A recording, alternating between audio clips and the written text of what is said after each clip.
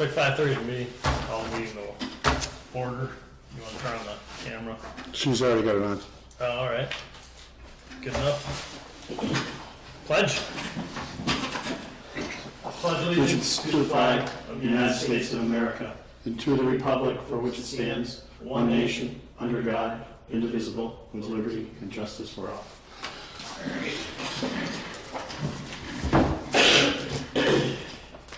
We have an appointment with PCR. So, Why don't you come on up so the camera can catch you?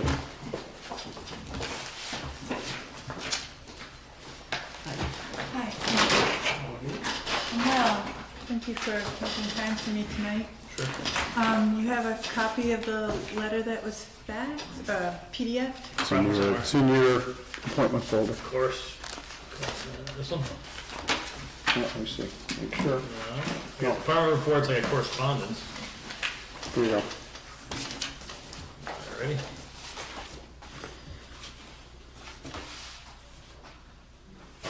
Basically, DCR is interested in purchasing another piece of property that is contiguous to their existing property as part of the Holyoke Mountain Range. And what they're asking is that you waive the 120-day notification period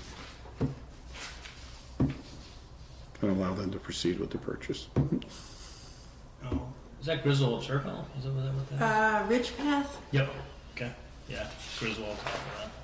Yes, right. Well, we're getting the map covered slowly but surely, huh? Yeah, trying. Okay. I have the waiver and the certificate of announcement printed out as well.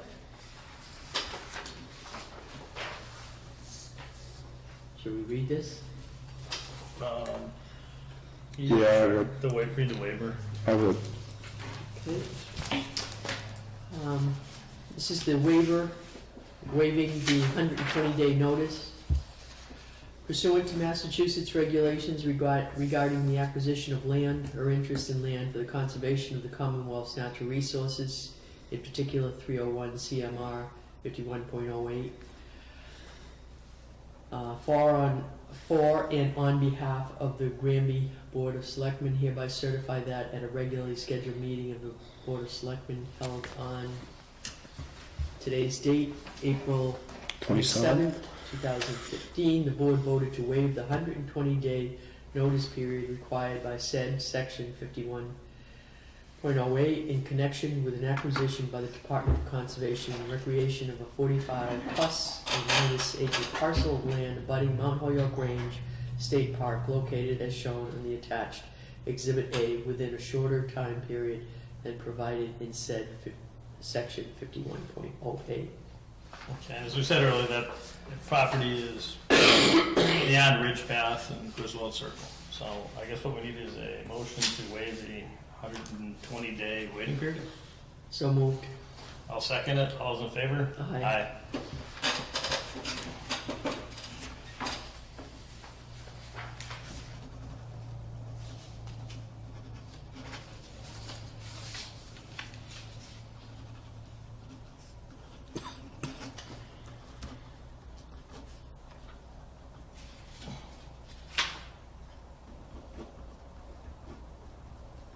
Thank you very much. Thanks. Well, hold on. Kathy needs to get a copy and then she'll send one out to you. All right. Okay? And your other request we have sent out over to the tax title attorney? Huh? I think you've just found the same. Yeah, can she have this? This is a copy. This was to be Well, signed. whichever one. Yeah, she can have those, and as long as Mark signs them again. And All right. I think that there are dates that need to be filled in. Is that right? Oh, okay. Oh, yeah, I see. Thank you. Thank you, Chris. okay, so he did forward it on. Hopefully you'll get something back. And I placed a call to Lou Berry because he's been working with me for a couple of years now, so. Okay. He's disappointed he couldn't come tonight. Yeah.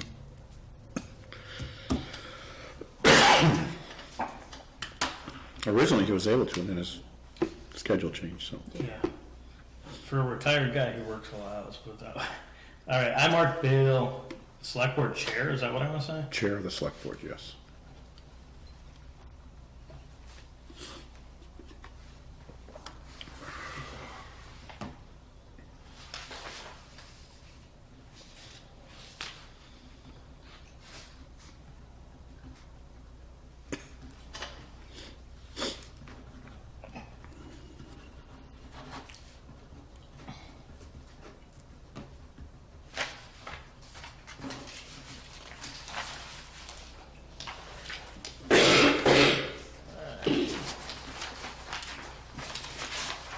You can check those, but I think they're okay.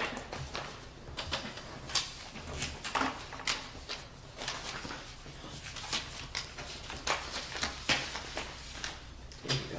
Thank you. You're welcome. Thank you, everyone. I'll take that. Have a good one. No, you can keep them out. Okay. I'll give Kathy mine.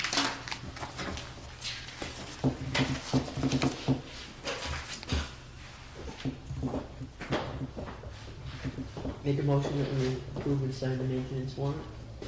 63, 64, and 65. All right, second. All those in favor? Aye. Make a motion that we accept departmental reports as written. Second. All those in favor? Aye. We have some common vicks. We got, oh, wow. We got the warrant article. Pass on that. There's all, this whole folder, as you can see, has got a bunch of stuff to sign.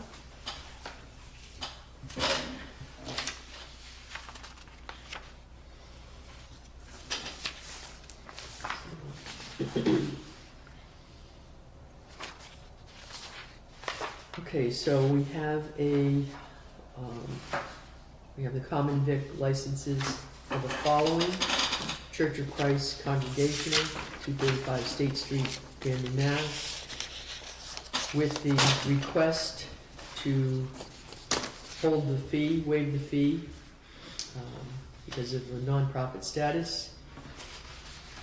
On that one. We have a common vic for the Union Mart at 362 East State Street in Granby. And these terms are from what to what, Chris? This through December 31st, 2015. Okay. So those two, make a motion to approve those two common vics with the waiving of the fee for the Church of Christ Congregational Church. Second. All those in favor? Aye.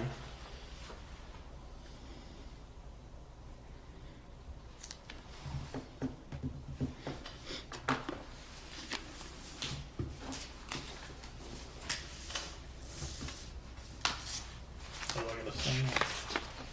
Yes.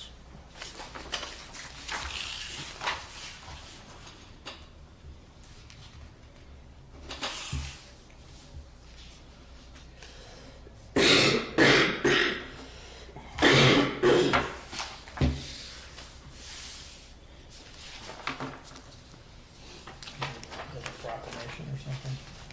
That's a proclamation of some sort. Say the emergency response. Do you want to explain that, Chris? What that is every town is supposed to have an emergency planning council, which basically does table talk exercises on how you can deal with various emergencies within the town. What happens is the Hampshire County has created a Hampshire Regional Emergency Planning Council, in which the member communities, instead of having to have their own, can belong to this regional one, and they conduct the exercises and meet the requirements of the Mass General Law about planning councils. So Okay, so basically, we have to nominate, appoint somebody to it. In the past, it's been me. At some point, I hope we can get an emergency manager who can not be me and be able to perform all these functions at some point in time. So I know Lou had mentioned that he had somebody in mind, but I don't think he's ready to do it at this point in time. So what we have before us is the letter requesting that the recertification process require participating communities to reauthorize their commitment to the Hampshire. Yep. Confirm and provide an updated emergency response coordinator appointment form and to certify their national incident management system training level. So, do you sign that, Chris, or does Mark? I think it probably is you, right? What does the form say?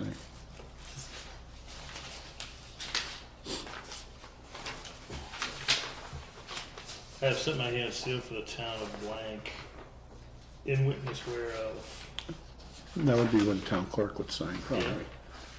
municipality appointee, I don't see, well, who's gonna sign it? Is that gonna be the town clerk signing it?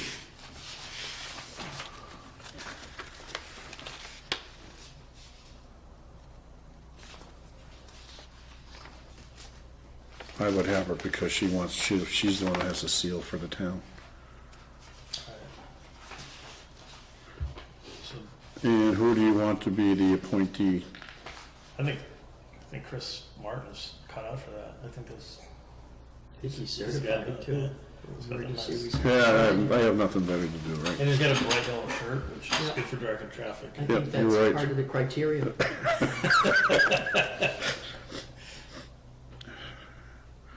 All right, and it's appointed by me, you usually affirm, so, are you willing to affirm the appointment of myself? too? Make a motion to affirm the appointment of Chris Martin as Second. All right, All those in favor? management coordinator. and I'll complete the form as necessary. Okay, the next, we have, Dufresne Park rental applications. The first one is for Salt, the Salt Picnic, using the kitchen, pavilion, and parking area. No alcoholic beverages. It's 6:15 and 6:16, 10 a.m. to 5. Second?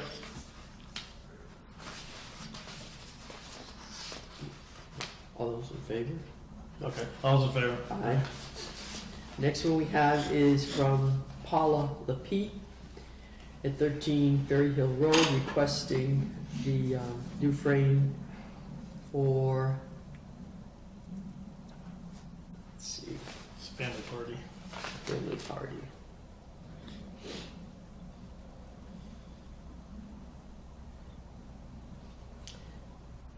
Family picnic, August 22nd, 2015, arriving at 10, departing at 7.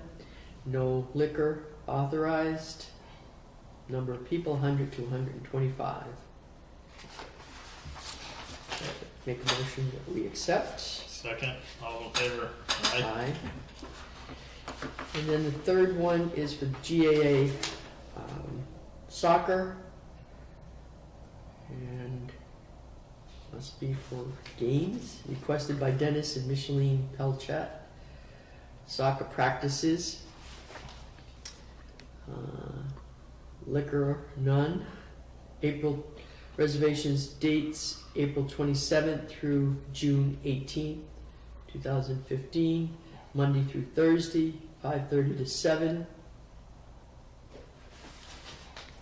Are they asking for a waiving of the fee, Chris? I don't have it here. I don't remember them asking to waive the fee. This, That's up to the board, if they so desire, they can make it a condition as part of it.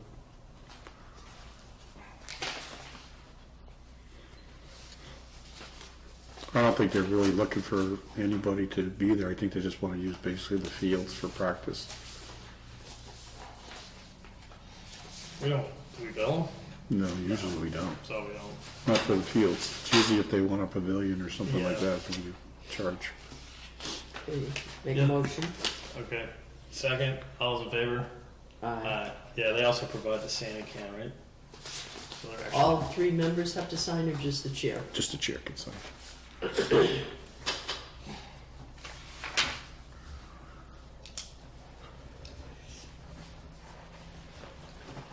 These are the sewer abatements.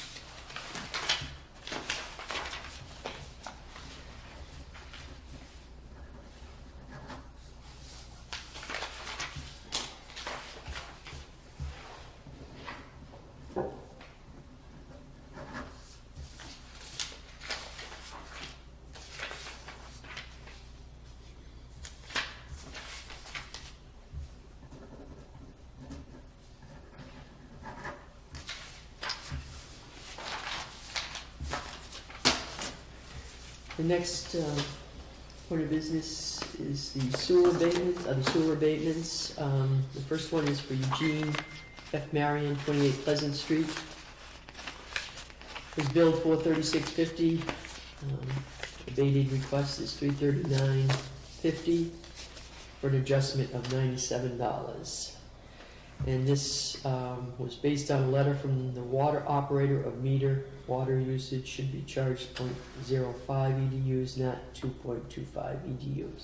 So that was collected, that information was collected, right?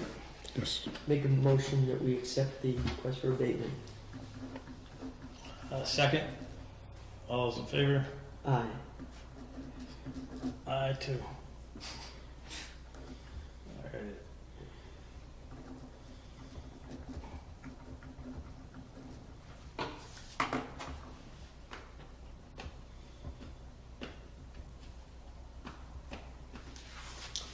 Second request for abatement is to the Pleasant Valley Estates at 24 West State Street. Billed $4,242, abated $2,424, adjusted $1,818. Based on a letter from the water operator of metered water usage should be charged 5.5 EDUs, not 14.0 EDUs, less underbilling of 0.5 EDU for account number 2179 located at 24 West State Street. Make a motion to approve. Second. All those in favor? Aye.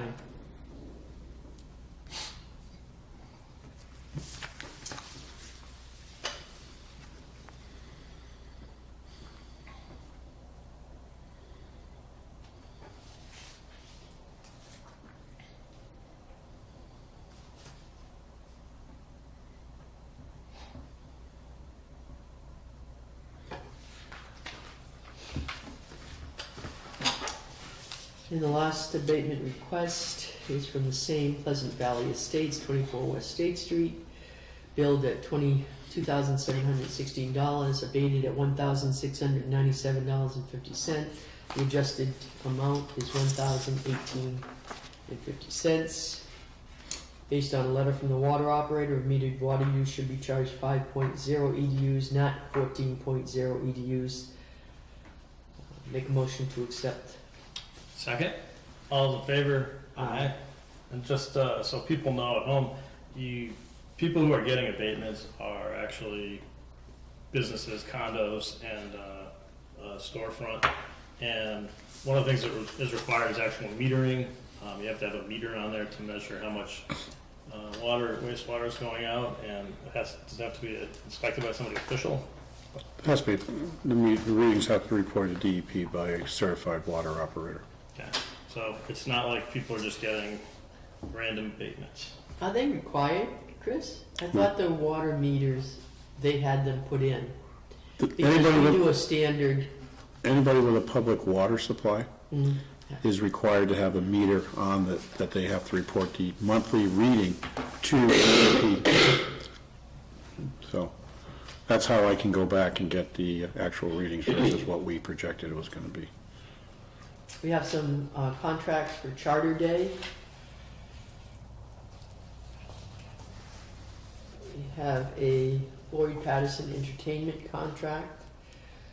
The event date is June 12th, Friday. Performance time 8 to 11. $800 fee. Balance of $1,000 due 6/12/15.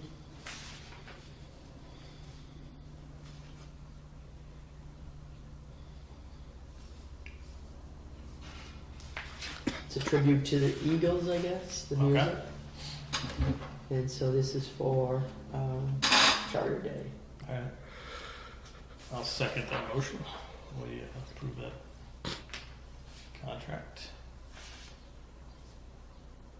All in favor? Oh, I didn't hear you second. Or did you already say? Oh, yeah. Let me just, I'm getting it all backwards. that's Thank all you. right, that's all right. All those in favor? Aye. Aye.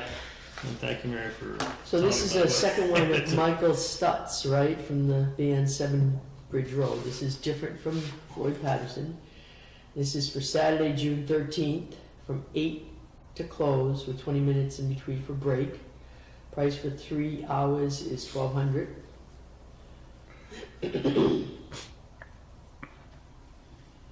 So I'll make a motion that we approve the contract for Michael Stutz for his band to play. Alright, second, all's in favor? Aye.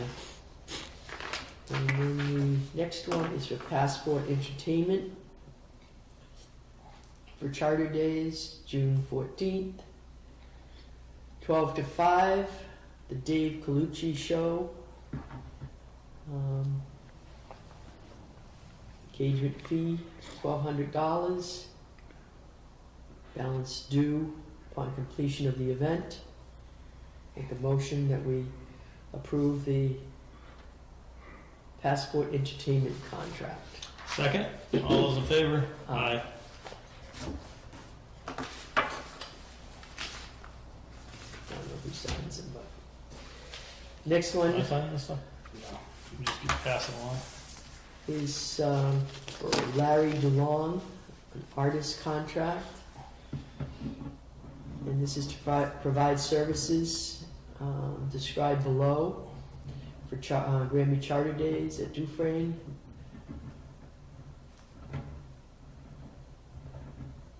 Guarantees the appearance of a band, so it's a band. Yeah, probably his band. Boom Long. Make a motion that we approve the contract for Larry DeLong. Second, all those in favor? Aye.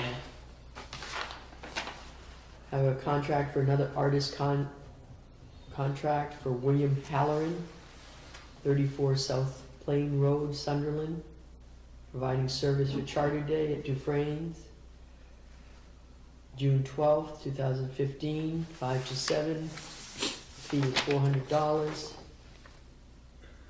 It's like an open mic jam session. It's Wildcat, Wait. O'Halloran. Make a motion that we approve the contract. Second, all those in favor? Aye.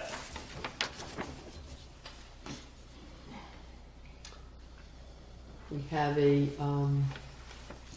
request for a license, for an entertainment license to provide entertainment for a tag sale on May 23rd and Dinosaur Festival on the Common on September 12th, rain date being September 13th, located at 235 State Street, for the Church of Christ congregation. And I believe they're asking for the fee to be waived. Now, do they need a letter with it? 'Cause this, Or what? to ask for the request for fee? Unless they did it with that other one, they considered that to be. Hey. See, he didn't put it in, he just said, No, but they did ask it for on their common vic. with the, Don't be shy, we're gonna read an entertainment with the license. request for waiving of the fee for the Church of Christ congregational. Alright, second, all those in favor? Aye. Aye. So you don't need a separate, oh yeah, you do, tag sale. Yep.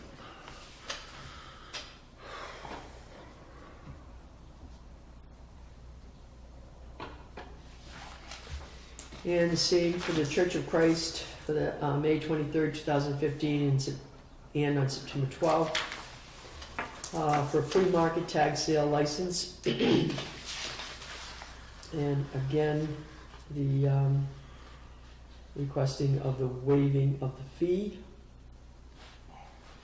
Make a motion that we approve. Second, all those in favor? Aye. And we asked Chris, what does that mean up there?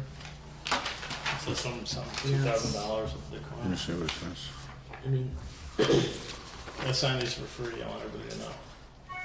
Oh, basically what it is we were telling them, according to the bylaws, a flea market permit is $200.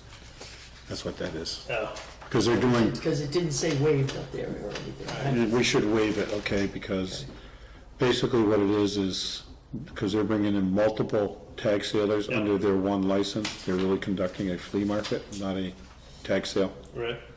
So, and the cost of it per the bylaw of a flea market is $200. Second, all those in favor? Aye. So what are we doing about the warrants? Are we doing that right now? Yeah. I'd like to have you guys read it, at least sign it, and at least go through it, sign it. That way we can get it posted by Friday, because if we don't get it signed tonight, you're not meeting before the Friday deadline of May 1st of posting it before town meeting, so. So, we're gonna sign it, do we have to read the whole thing? Guys can go through it. If you're gonna go through it in detail at the leadership meeting, then, you know, if you want, I can go through them all with you real quick. Maybe that'd be good. Yeah, because we don't really wanna read all these. They both the same? Yeah, they're both the Keep same. one Oh, they're here, both the so same, we- sure. Yeah, they're both the same. There's 2 copies. Okay, Article 1 is to basically allow us to conduct business over 2 days. In the past, we've always split our town meeting into 2 parts. First part being to meet on the bylaw appointed date of conducting our annual town meeting on the second Monday in May. We will be looking at Articles 2 through 12 on that date, and then on June 15th, we will be considering all the money articles, which are 13 through 34. Article 2 is to see if we want to hear any reports from any town officers or standing or special committees. Article 3 is to allow the Board of Selectmen to conduct certain activities, which will be able to conduct a tax title sale of land of low value, apply for state or federal grants, and to be able to enter into a contract with Mass Highway for Chapter 90 monies. Those are all standard. Those are all standard. Article 4 is to set the compensation for services rendered by the cemetery commissioners, the Board of Assessors, the Board of Health, and the Planning Board. If they have to go out, if the Planning Board has to go out and do an inspection, it's $65 per inspection. Nothing's changed there. Nothing has changed there either from the prior year. Article 5 is to allow the Conservation Commission, because they are not an elected board, we do this as a separate article, to charge a fee of $65 for each inspection. That hasn't changed. Article 6 is basically any perpetual care amounts we have received in the calendar year 2014. The town meeting just accepts the amounts that have been received. Those change from year to year depending upon what we get. Article 7 is to authorize all the Chapter 44, Section 53E and a half revolving funds. We have the inspections revolving fund, it's allowing it to spend $64,755 in fiscal year 2016. The Parks Oversight Revolving Fund, which allows them to spend up to $40,000 in fiscal year 2016. We have a Charter Day revolving. And that's the same, right? Yes. B is requested every year. right? Yes, The last- these are all are requested every year. Charter Day revolving fund, they can spend up to $50,000.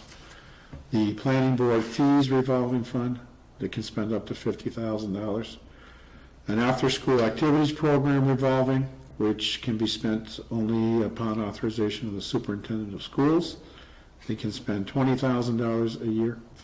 The dog revolving fund, which is under the police department, $11,878, and a library revolving fund that may be spent by the library commissioners for up to $2,000 for fiscal year 2016.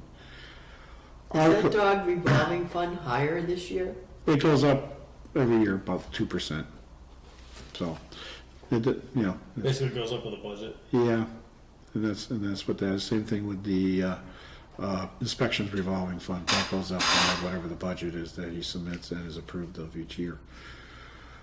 Article 8 is basically, because we no longer have a recreation commission, we are trying to transfer any balance left in the recreation revolving fund to the Parks Oversight revolving fund, because they now have recreation commission members or former recreation members as part of their group now, and they are now going to oversee all the duties that the Recreation Commission did with the park. So basically, I'm transferring any balance remaining in that fund over to the Parks Oversight. And again, how much is in there? I'd rather wait until we get closer. The changes, I'm gonna say there's maybe about $3,000 in there right about now, give or take. Article 9 is an annual authorization allowing us to do intermunicipal agreements in accordance with Chapter 40, Section 4A. We can enter into agreements with other governmental entities without going through the bidding law under this section of the law. Article 10 is a new article, which is to accept Chapter 71, Section 37M for the consolidation of functions of the school committee with those of the town. That's the joint services that we've been trying to, we need to get approved at an annual town And meeting. when you say joint services, it can be umbrella. Doesn't have to spell out specific. No, because the way it says administrative functions of the school committee with those of the town. So that can be business manager, can be facilities manager, it can be bookkeeping services, payroll services, whatever falls under administrative versus a teaching type of function. Article 11, the Personnel Board created a new position called Skilled Maintenance Worker that they are proposing to put at grade 3 based upon the job description. This is a new job that they are asking to be inserted in the pay classification plan. And then Article 12 is basically the annual authorization of the pay grades and steps for fiscal year 2016. And that has increased 1.5% over this How much? fiscal, 1.5% over.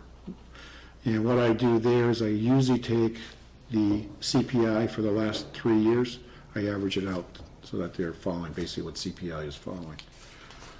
And those are the ones that we will address at the May 11th meeting. Then for June 15th, Article 13 is to accept our Chapter 90 allocation for $421,690. Article 14 is to appropriate fire permit, which is basically burning permit fees that have been collected for this fiscal year. That is a number that we collected last year. What I usually do is check with the fire chief to see what the actual number is, and that's the number that ends up in the actual warrant. Article 15 is the subscriber fees that we receive for people who are on the Comcast cable system. We get 50 cents per subscriber per year, or $936.50 is what we got in December of this year. Article 16 is to see if we will appropriate $40,000 for the purpose of renovating the junior, senior high school bathrooms. Article 17 is the treasurer is looking for $10,000 to be able to hire an attorney or spend any other amounts necessary to place properties into tax title and to foreclose on them. Article number 18 is to purchase a new marked cruiser for the police department, which is $36,500. Article 19 is a request by the fire department for $49,000 for a compressed air foam system. During the budgetary hearings, basically what this is, instead of using water to put out a fire, this will use a foam instead, which, correct me if I'm incorrect, Chief, we could put out a fire with foam using probably 5,000 gallons from the tanker than we could putting out using 27,000 gallons of water. Yeah, it's a multiplier of effectiveness, basically. So, Article 20 is $15,000 to continue replacing our road signs with the more highly reflective ones. Article 21 is for $42,000 for the purpose of purchasing a pickup truck for the highway. Article 22 is a request for $30,000 to replace the station wagon for the Council on Aging with a van. Article 23 is a request for $30,000 to purchase pagers and portable radios for both the police and fire departments. Article 24 is for $261,294 for the purpose of purchasing an ambulance and the related equipment, which includes stretchers, the stretcher and radios, along with the ambulance. Article 25 is to put free cash into the general purpose stabilization fund in the amount of $300,000. Article 26 is $300,000 from free cash into the capital needs stabilization. Article 27 is $300,000 from free cash into the municipal buildings construction stabilization fund. Article 28 is our assessment from Pathfinder for the 2016 school year, $287,299. Article 29 is to operate the municipal solid waste department for $376,937. We have a department? It's a department. It's an enterprise fund, but it's a department. It's basically a town department. And is that just the contract price right there? No, remember I talked to you I planned some leaf collection days, a bulky collection day, and I believe I budgeted for the purchase of a container, if I remember right. I think it was $4,000 for a container. I think it was $7,700 for leaf collection and bulky waste day. In addition to the initial $363,000 for curbside collection. Article 30 is to operate the sewer department. Basically, it's our sewer enterprise fund for $253,564. Article 31 is $432,695 to run the ambulance enterprise fund. Article 32 will be the budgets for all the other departments. Article 33 is to transfer $252,000 from the capital needs stabilization fund for the purpose of reducing the tax levy. And basically what that is these are prior purchases approved by the Capital Improvement Committee that we borrowed, and we are taking the debt that is incurred each year out of the capital equipment stabilization fund, because that is usually their funding source for all their approved purchases. And then Article 34 allows the assessors to raise and appropriate the amount under these articles against the taxpayers. Okay, so just to go back to Article 29, Chris, because I must have misunderstood you the last meeting when we talked about this. And I had said, I thought that that amount be put in as a line item or whatever I called it in the municipal solid waste department. And you said you were going to take care of it. This $376,000 is the budget to operate. Okay, so it is in fact part of that money. This is the enterprise fund amount. Article 29, 30, and 31 are for each of the enterprise funds that the town has approved. All I'm asking you is that figure, which I thought was maybe about 11,000, 10 or 11,000. When we talked about it, I got the impression that it was going to be someplace else and not coming from that in that meeting. And so I just wanted to clarify. Because in my mind, it should have been put in there. So it was put in there. Well, if you look at it, our $363,000, so 363, I've got about $13,000 in additional monies for. Which I'm just clarifying, because that's not how I understood it at our meeting. Yes. That's good, because I think that's how it should be. And then,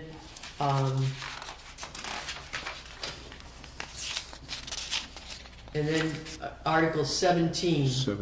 10,000, yep. How many properties do we have?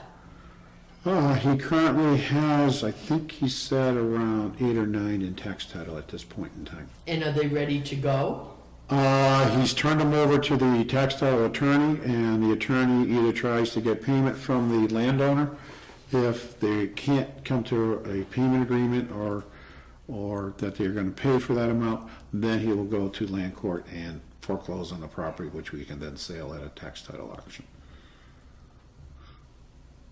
But these are the fees for the attorney to contact, do the research, and if need be, institute foreclosure So proceedings. is an article like that in every year? No. No. No. The last one we had was for $25,000, and I think that lasted about 4 years. So basically, we're looking at Yeah. $10,000. We figure this will last us 2 years. He spends about $4,000 or $5,000 a year in attorney fees, depending upon the number that are turned over from the collector into tax title. Because there was a time when he was not moving any of them, but now he is moving them consistently. Yes, consistently. So When he this receives- year, we will see houses moved with that, part of that money.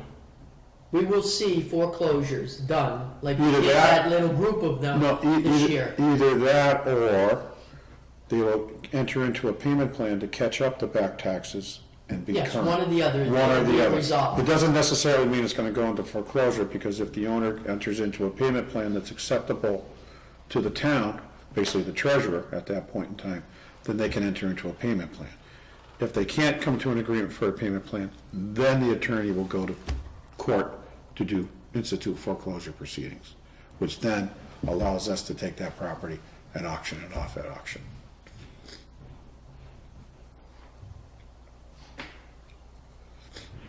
Okay, I can ask my questions to the town treasurer at the meeting. All right. Yep. Motion to approve? Accept the annual town meeting as written, warrant as written. So moved. Second, all's in favor? Aye.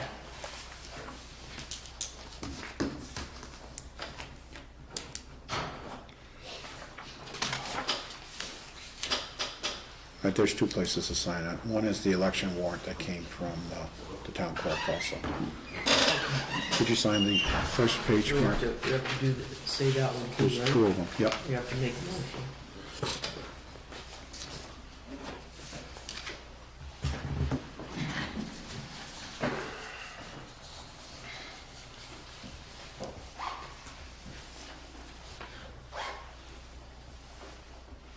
Thanks. That's that. Now we need a motion for this, right? Nope, these are. That's the second copy, because we usually get 2 with original signatures. We need a motion to affirm, or accept the, election warrant? Yeah, we should probably do that too. Okay, That comes from Kathy Kelly Reagan, so it's usually all right. pretty straightforward. We have a request from the town clerk. In the name of the Commonwealth of Massachusetts, you are hereby directed to notify one, the inhabitants of said town qualified for elections to meet at the East Meadow School on East State Street in said town on Monday, the 18th day of May, 2015, from 12 to 7 p.m., then and there to cast votes for the following offices: Select Board member, an assessor, Board of Health member, a moderator, town collector, treasurer, 2 school committee members, a commissioner of burial grounds, and 3 public library trustees. Those are for 3-year terms. For 5 years, a housing authority member and a planning board member. And you are hereby directed to serve this warrant by posting attested copies thereof at 5 or more public places as of the bylaws before the time of said meeting. Hereof fail not, and make due return of this warrant with your doings thereon to the town clerk at the time of the place of meeting as foresaid. Given under our hands this 27th day of April in the year of the Lord 2015. So we will, these things will go up on our website, right, Chris? And they'll go in the John's Pharmacy like we did as soon They're this week. posted, yeah, as soon as we can get a constable to come in and post them, yes. All right. Anything else? All right. Motion to adjourn. Nope, recess. Motion to recess, we'll reconvene to have at about 6:30 Town leadership meeting. town leadership meeting.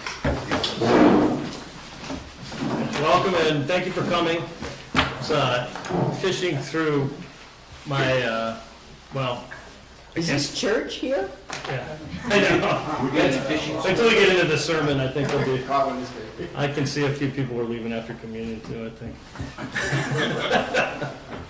I was going through my old papers, well, some of them, because I have a lot of old papers, and I came across a communication policy from, I don't want to say 2009. One of the things it asked, or suggested, was that we have a meeting of all the department people, chairs, and department heads and stuff like that, basically to maintain lines of communication. And about a month ago, Joe stopped in, Joe Rukowski, and, suggested that we do something like this. And I thought, we all thought that was a good idea. So we're trying to keep the lines of communication open. And the other thing we're trying to do is kind of make sure everybody knows where other departments are coming from. Unfortunately, the school actually has a meeting/budget hearing tonight, so that kind of interferes a little bit because they really play a very big role in our budget. Joe has a statement from them, and if there's any other questions, some of us might have information to answer those. We'll also go over articles for, basically we're gonna, I guess I'm reviewing the purpose. We'll talk tonight about the sewer project.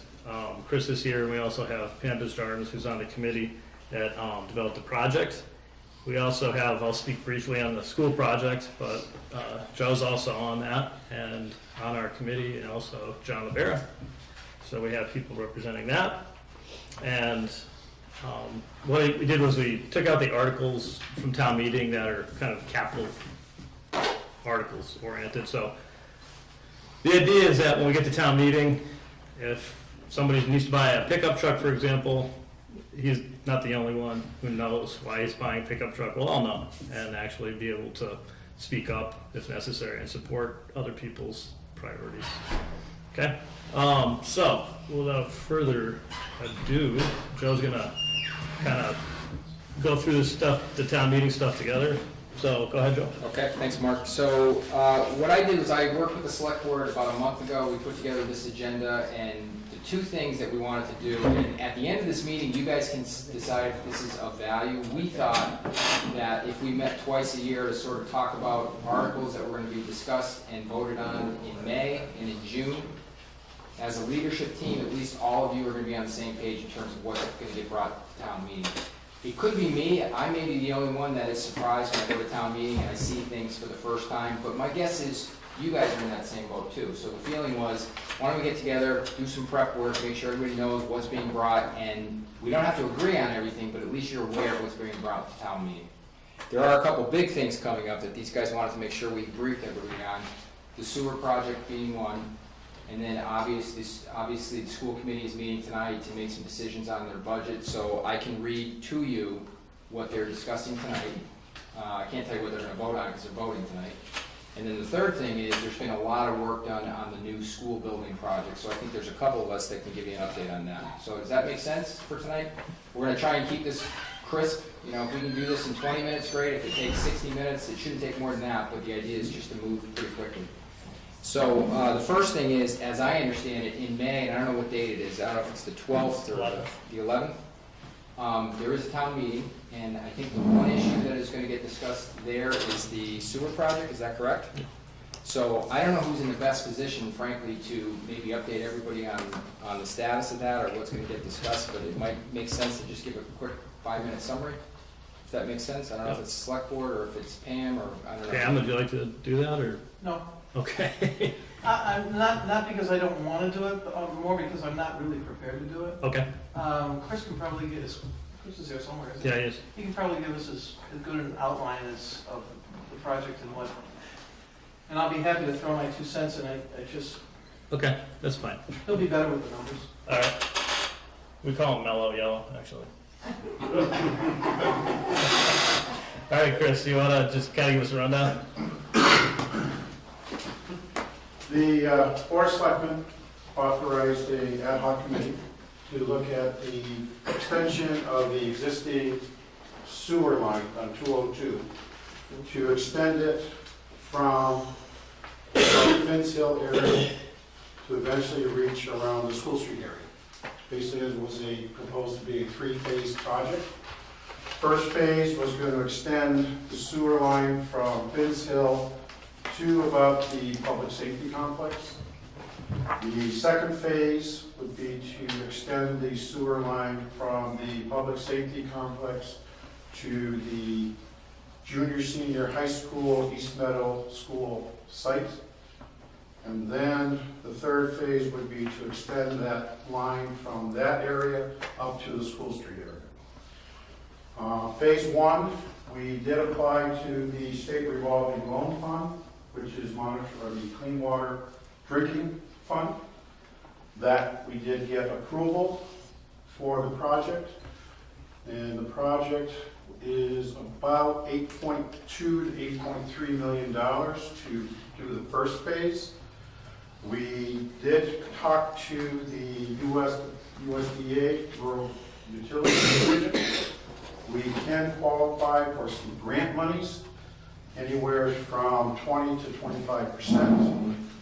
And we could also do borrowing through that fund. We have been working with the engineer, AECom, to develop what would cost for betterment fees for the people along the first phase of the project.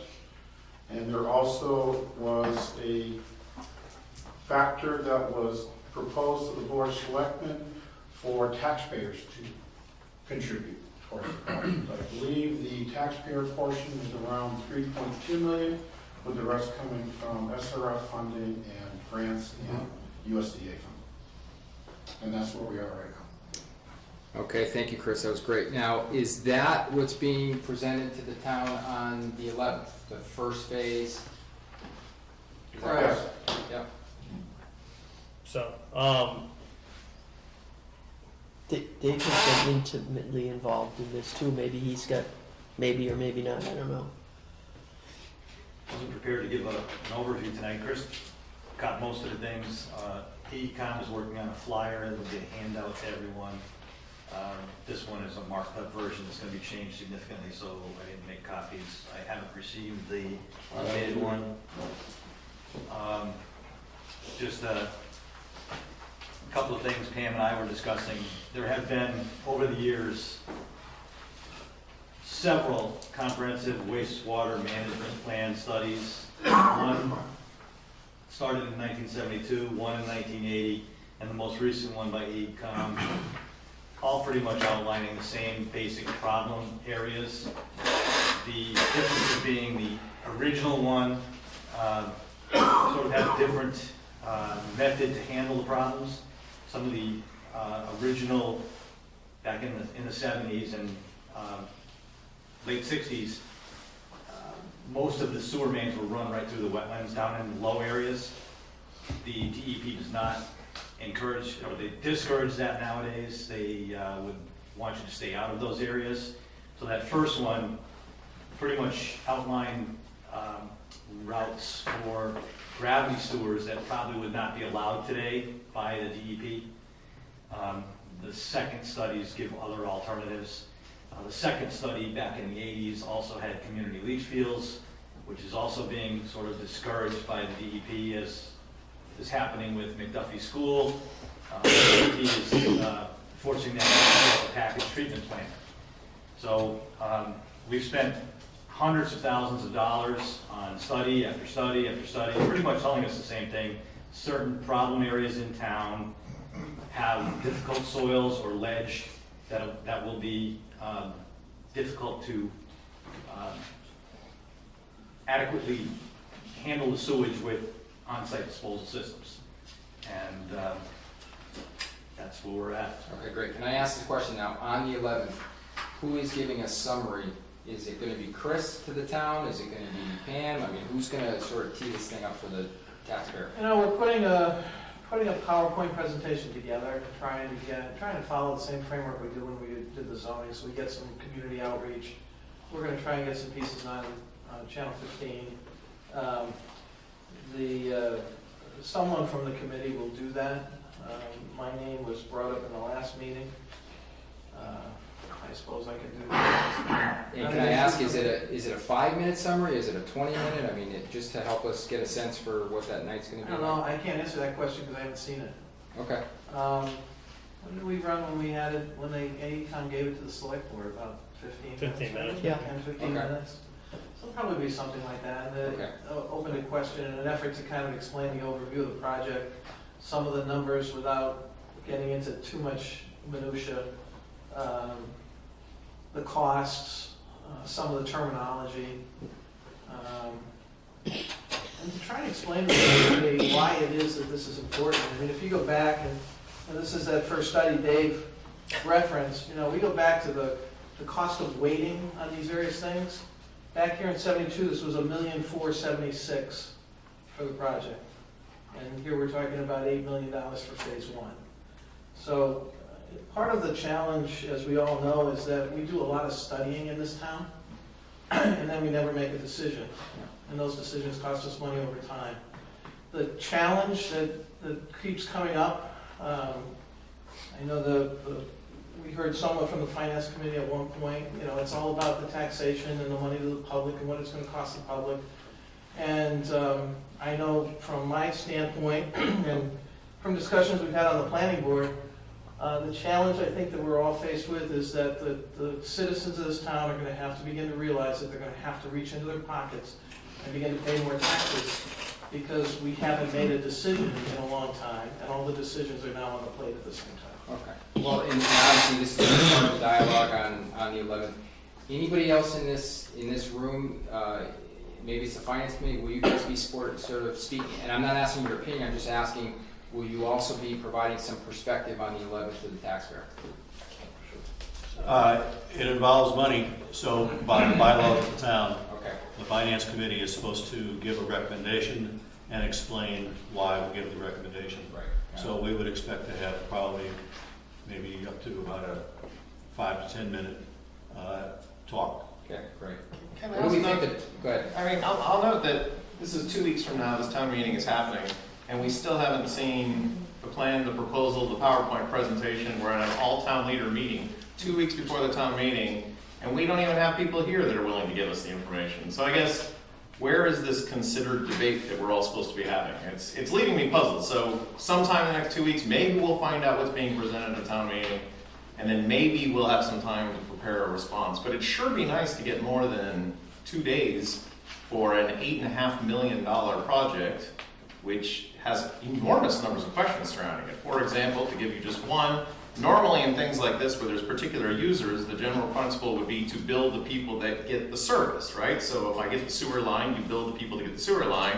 Suddenly we're putting everybody in town on the hook for a sewer line that doesn't service everybody in town. I'd love to know why taxpayers throughout the town are paying for a sewer line they can't use, and how that then goes forward in time. Do we keep going with this? Is there a long-term plan? Is there not a long-term plan? And I guess that's the question. 2 weeks before, I still haven't seen those proposals, and so maybe tonight we could start talking about it, but it sure would have been nice to talk about this 2 months ago.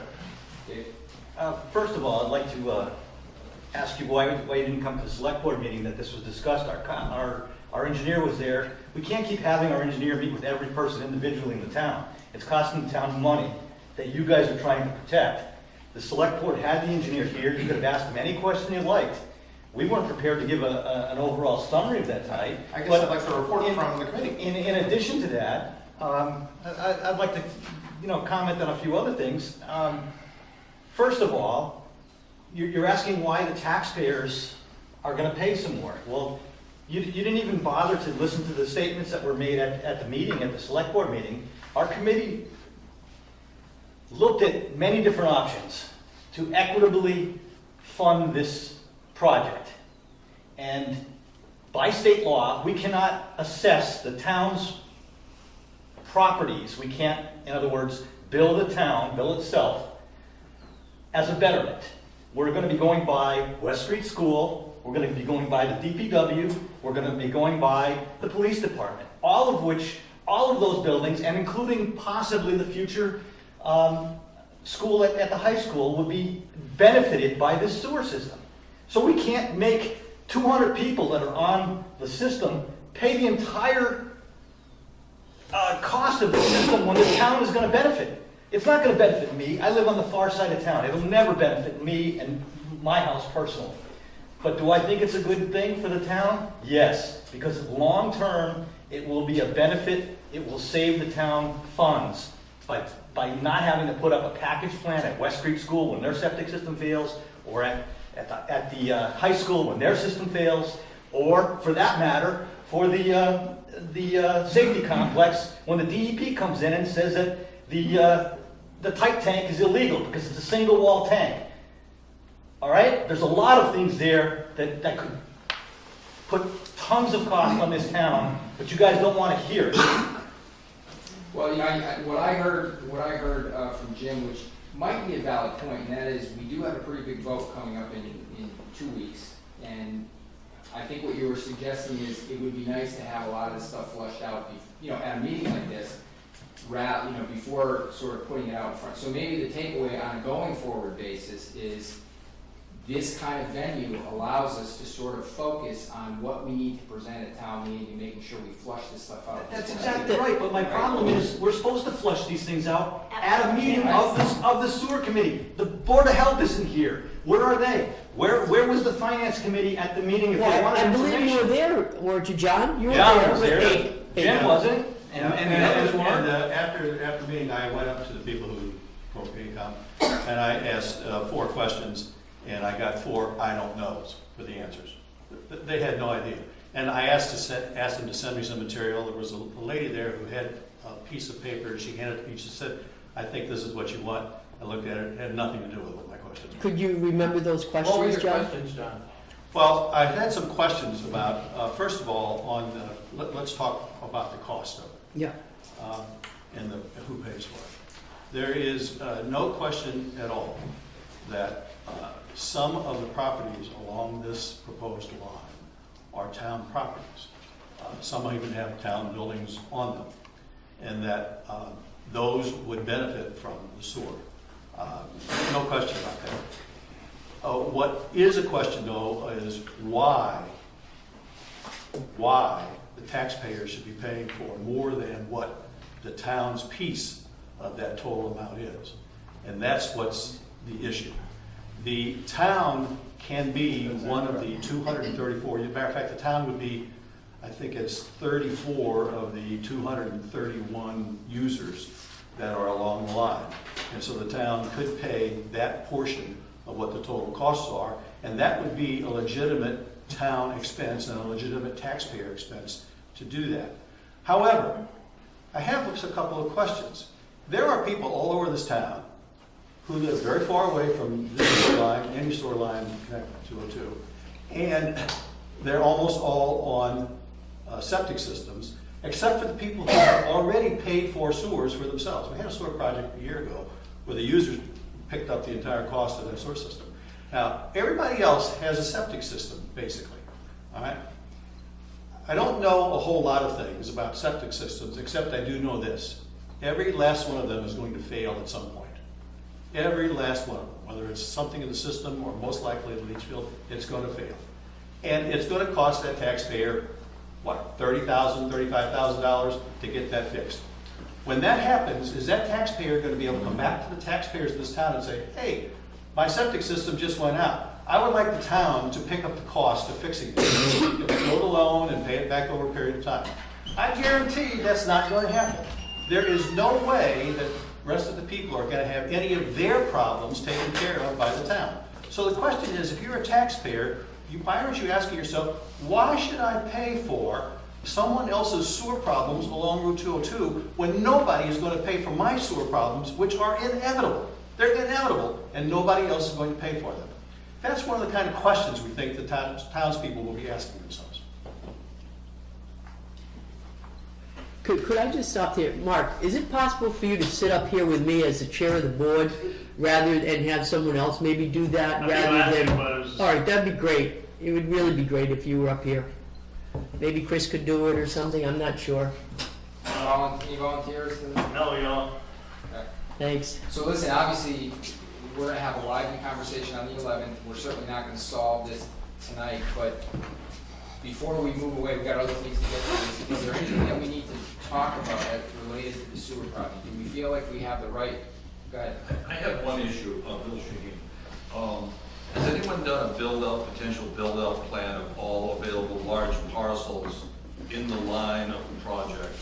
Because that could add greatly to town population, school demands, and other revenue streams. I think I suspect the engineer has done it. I hope the engineering people have done that. But that's extremely important that the future build-out be addressed as a potential, because where there are sewers, there's people. And they're gonna ask that one at town meeting as well. Anybody can answer that, or? I don't really understand the question, but, I mean, it's a good question, I just don't. Okay. Again, I'm just prepping everyone for what's gonna happen at the Pam? big meeting. Well, the discussions we've had at the planning board lend themselves to that, I think. And one of the things that the planning board has been concerned about is that, all right, we came in, we put in new zoning, then we realized behind that there were some issues with water and sewer. Without water and sewer, we have a number of businesses currently that are just plain stuck. They can't expand, they can't rent, they can't do a lot of things. Water sort of follows close behind. This project became too huge with the two components integrated, so the composites of people who have worked on this felt as though this was the beginning and that it should be staged over a period of time. You ask the question, why should I pay for it? I mean, I live on the other side of town also. Why should I pay for any of this? It's not going to affect me. My personal opinion, for whatever that's worth, and I can hear people going, I can hear it from the back of the room what it's worth. If this community doesn't begin to work together, because right now we have a smoke and mirrors case going on with our budget every year. It's reduce to the point where we're choking our departments. We have a limited surplus right now that's somewhere in the $1.5 million, $2 million range. That's your savings account, people. And it's dwindling and nothing is filling that bucket. We tried to get some moderate zoning in place so that we could get some moderate economic development. No big box stores, none of this nonsense that everyone wants to throw up every time that we have a conversation about it. Sewer and back behind that, water is needed to do that. If we don't begin to operate as a community, thinking on a global basis, a holistic basis about what we need as a community to survive, then what's going to happen is we're going to turn around in 3 or 4 years, we're going to scratch our heads and go, oh my goodness gracious, what's happening now? The state's going to come in and take over our schools.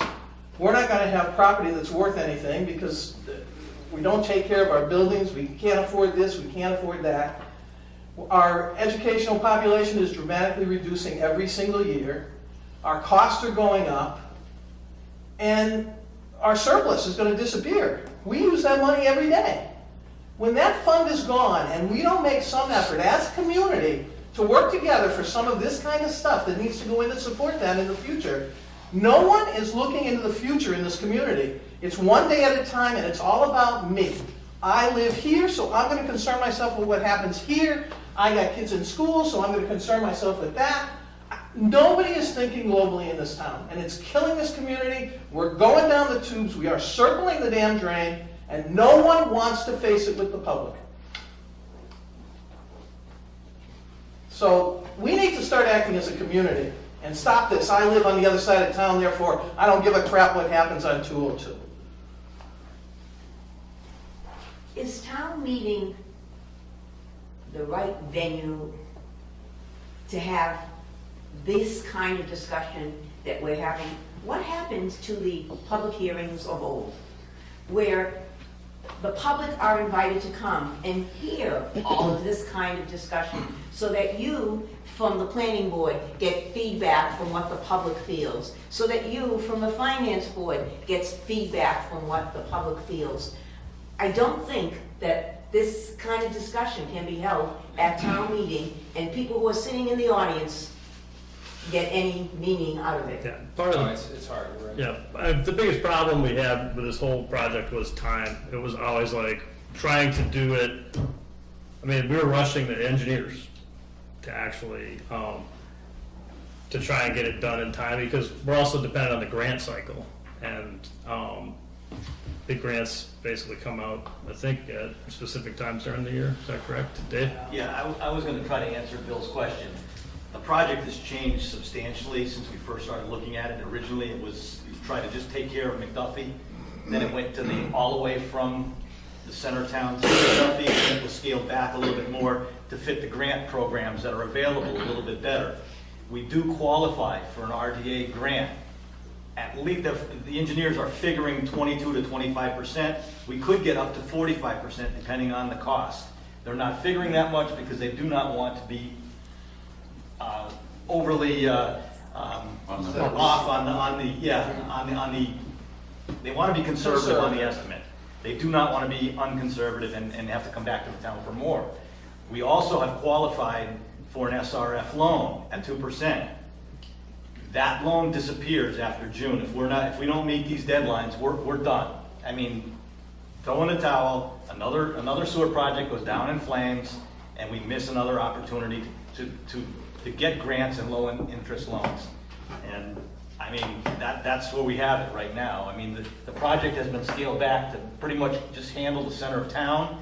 There are a lot of town benefits. I thought I explained that to John with a number of municipal buildings that will benefit from that. I don't know what more I can say. That's why it's important for the community to pick up a portion of this. The committee labored very many days. I don't know how many hours we wrangled with that and all the different scenarios. We looked at a ton of different scenarios, but we couldn't make any other equitable solution to have 250 people come up and pay the burden of the entire benefit to the town.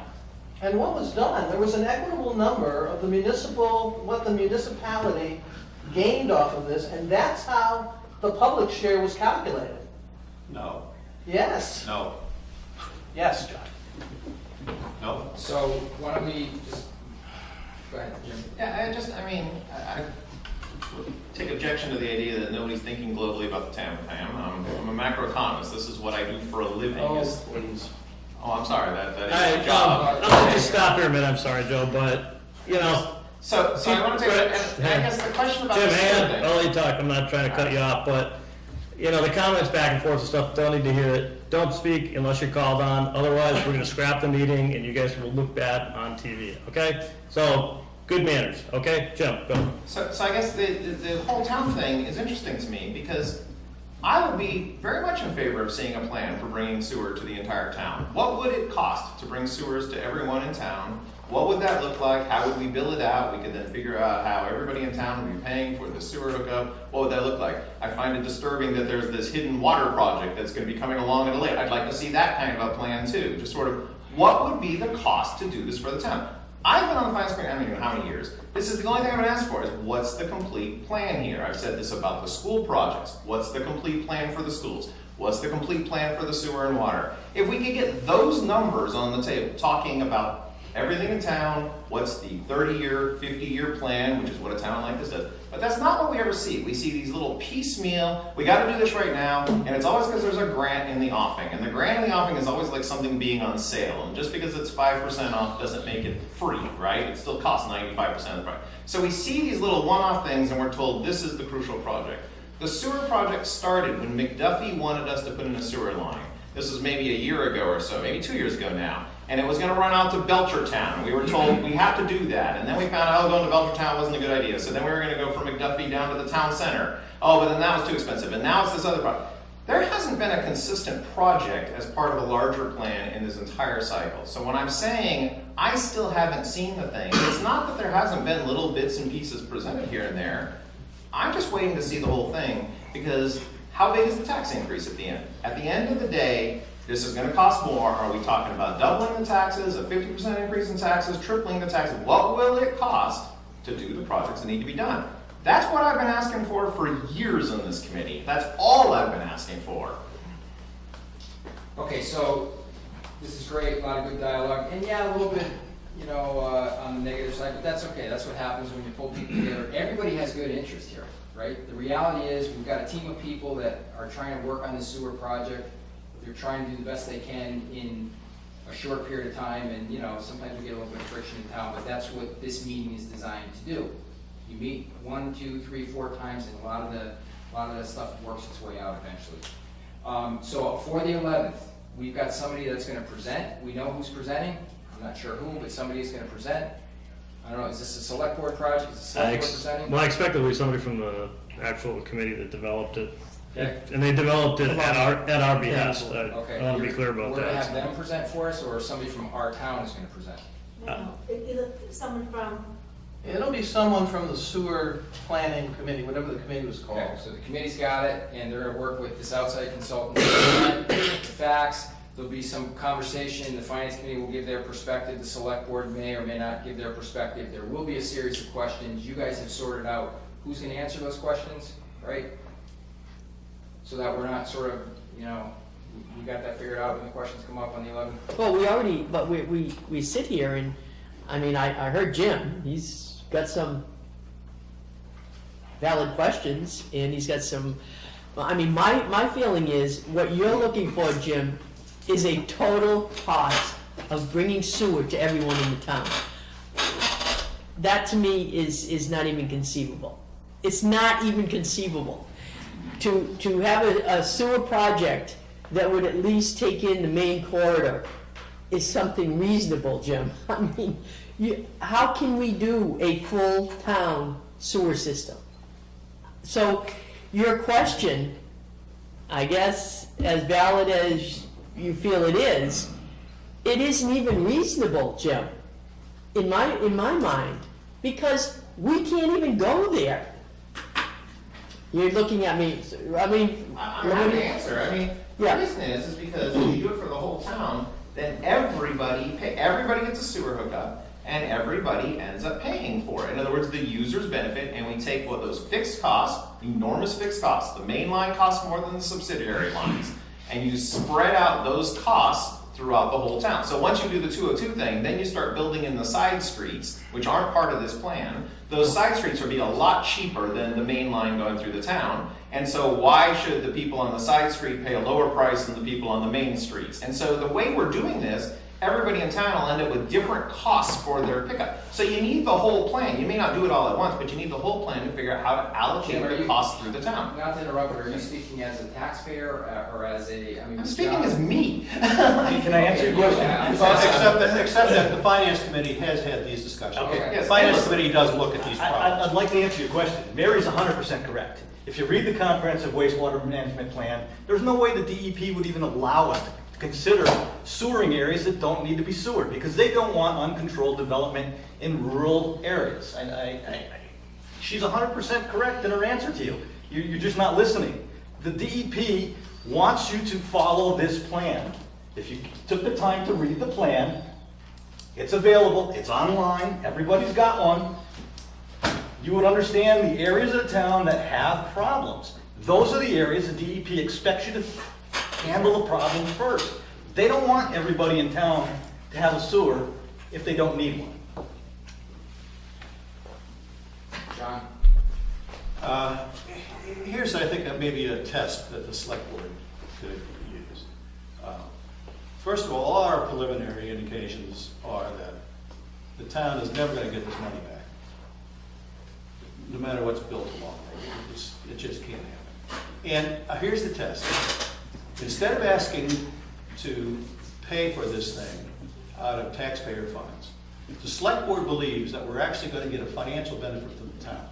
And what you want to do is propose that this $3.2 million or whatever it's going to turn out to be, that instead of raising taxes to pay back that loan, that you take the money out of the stabilization funds.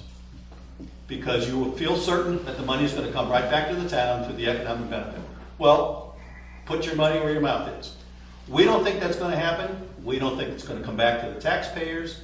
And the other way to look at it is this. Suppose that the select board of the town agreed that the first $4 million that comes from any new development along there goes for a reduction in taxes in the years when that $4 million comes in. And then it starts to benefit the town. I bet that's another one you wouldn't even think was one point, because down in your heart you know you're never going to get this money back. Okay, so in the interest of sort of moving, are you guys okay if we move along, or do you want to? One of the things, just a blanket statement, which doesn't really have to do explicitly with the sewer project, but it covers that, it covers the, there's no way to look, 50 years into the future. I mean, it's always done and it never works. If you look back at it was a master plan from like 1968, it's ridiculous. Gotta be somewhere in there. We were gonna be like a town of 10,000, there was gonna be like sewage and all this kind of stuff. But the other thing we have to think about when it comes to funding is, we are not independent. We're not like if we were a company, and we were responsible for bringing in the revenue to pay for what we provide, we would not survive. We get, I don't know what the total is of the money that we get from the state, but it's actually quite a bit. We spend, $12 million on the school, and our contribution is, we could probably say less than $2 million. So we have to, when we think about this, there's no way the town of Granby can afford to do it by itself. I think the one thing we need to realize is we're highly dependent on what the state provides us. So I started to get a look. We were at the school committee meeting a couple weeks ago, and one of the things, people were complaining about this town, that town and stuff. What's happening is we're getting squeezed. We got higher costs, and the state is cutting back. They're not giving us money to keep up with the costs. That's really our major predicament. It's not the fact that we live in Granby, because Belchertown's got problems with their schools. Amherst, Ware, Wilbraham, which is much more affluent than us, we're getting nailed by the state. And we need to make sure that we kind of keep our eye on the fact that if it comes to us supporting ourselves fiscally, it's a lose situation. Doesn't happen. The state has to do its part. The state has not been doing its part for quite a long time. And until that happens, we're going to be having discussions like these where we're fighting over crumbs. And really, there's an outside source that's causing a lot of the problems. It's not just us. It's not just the people in town. It's not like, I don't think Granby taxpayers are particularly cheap. I think the problem is that we're getting squeezed in two directions by the state. Bill had his hand up. I've had some experience on sewers.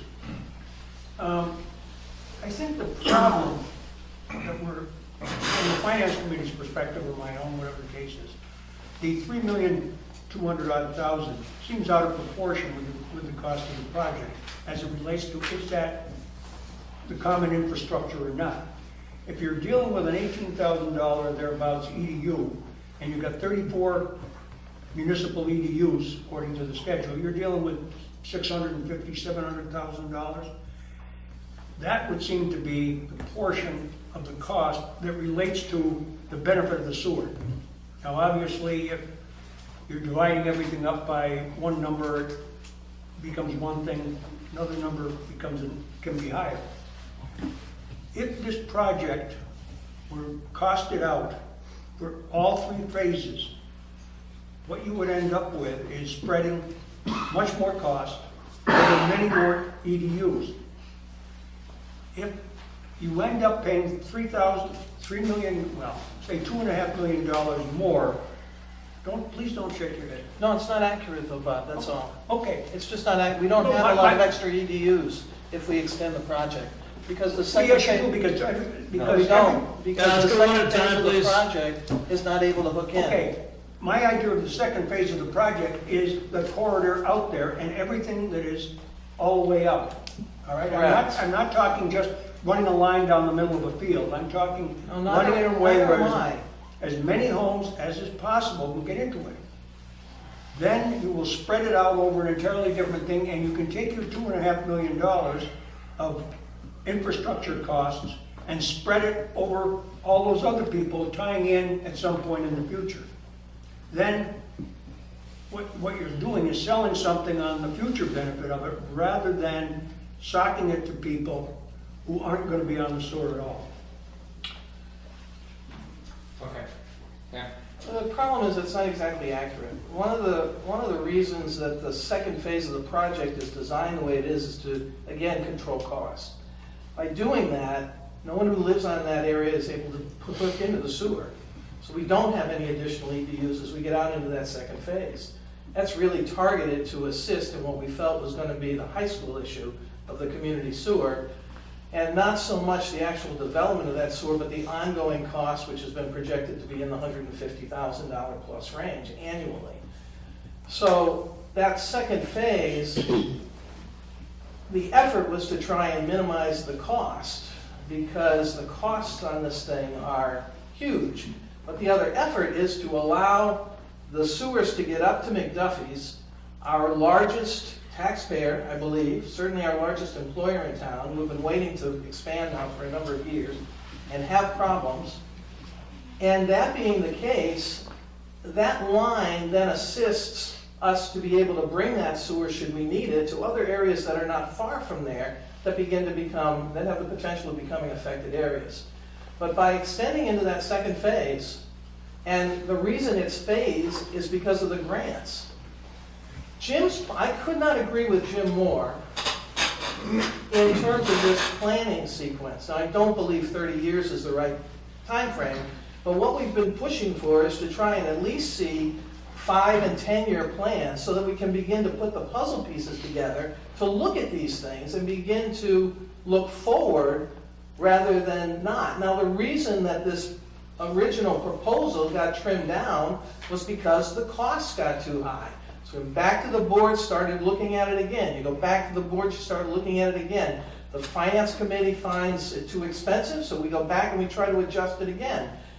But the way it's designed right now is to try and maximize, get that line taken care of as a beginning step. There is no secret project in the background about water. Nobody's trying to pull the wool over anyone's eyes. No one's keeping any big secrets.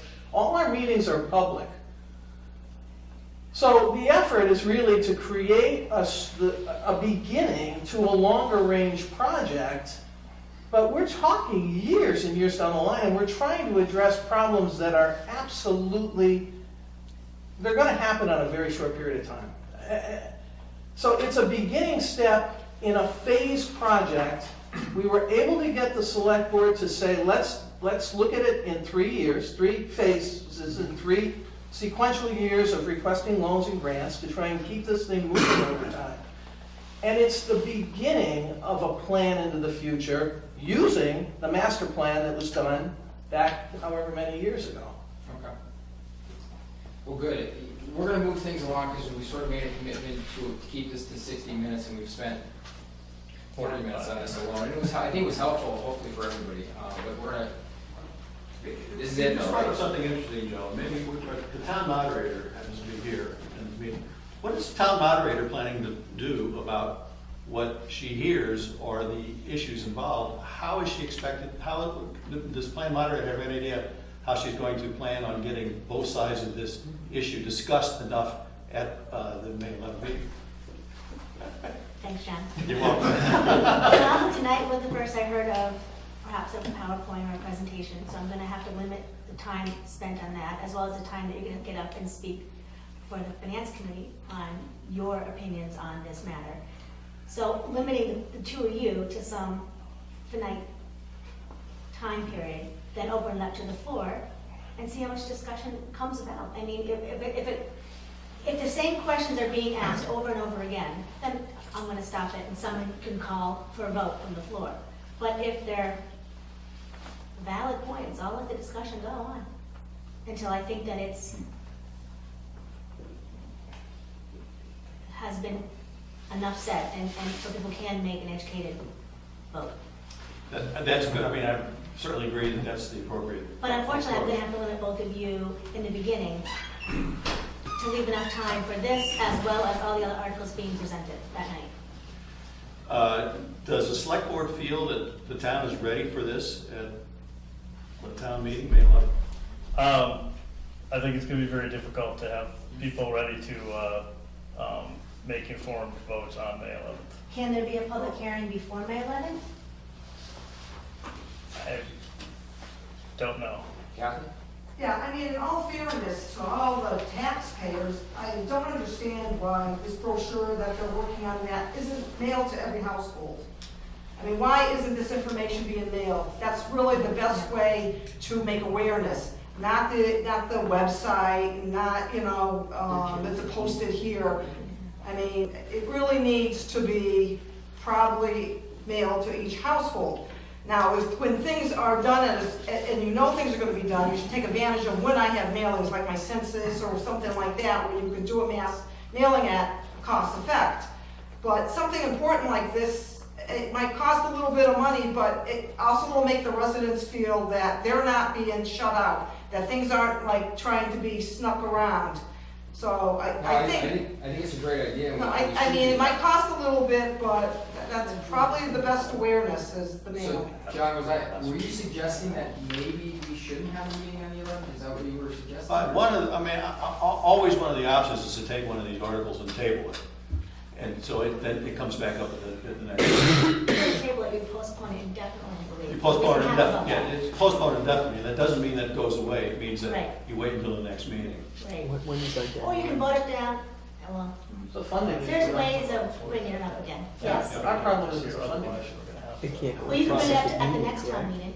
I don't believe so. Because There's no funding because that so- much. it's just- Oh, Chris, so just your 2%. it's gotta be voted on, I think, right, mail-in? Oh, the grant. Yes, it's not. The reason, Mark, the reason we're doing the May 11th meeting, under the SRF guidelines, we have to have our funding in place by June 30th. If we were going to tie the taxpayer portion to an override vote, which I think it should be, or a debt exclusion vote, I need to notify, or the board needs to notify the town clerk 35 days in advance of a special election. If we voted at the May 11th meeting, we could hold a townwide debt exclusion, Proposition 2.5, debt exclusion vote for June 22nd. That would, if it passes, it means we have our funding in place for the project. If it fails, we don't, the project goes away, we apply again the next year for the SRF funding program, and depending upon what other projects are put in, we may or may not make the list of potential projects to be funded. That's the reason why we are trying to shoot for the May 11th date, so we could have funding in place for the June 30th deadline for the SRF program. Is the vote on May 11th to ask the town to vote to borrow money? Yes, part of it is borrowed money, yes, John.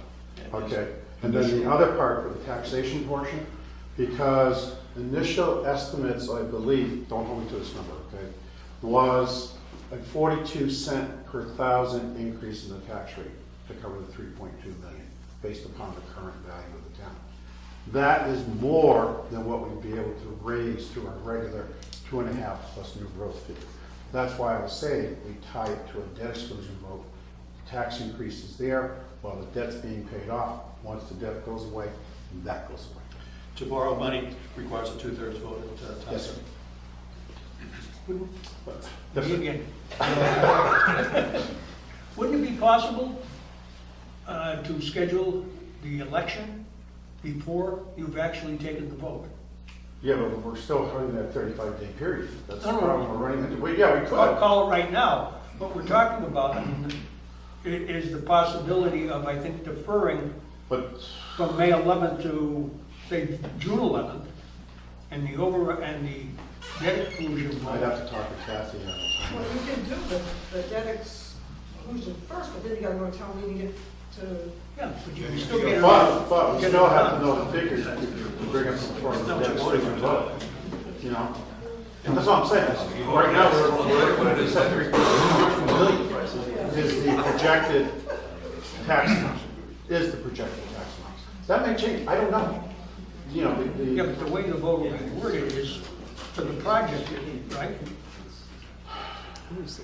I have to go and look at the actual vote. I gotta look at the, I have a vote from bond council. I just haven't looked at the specific.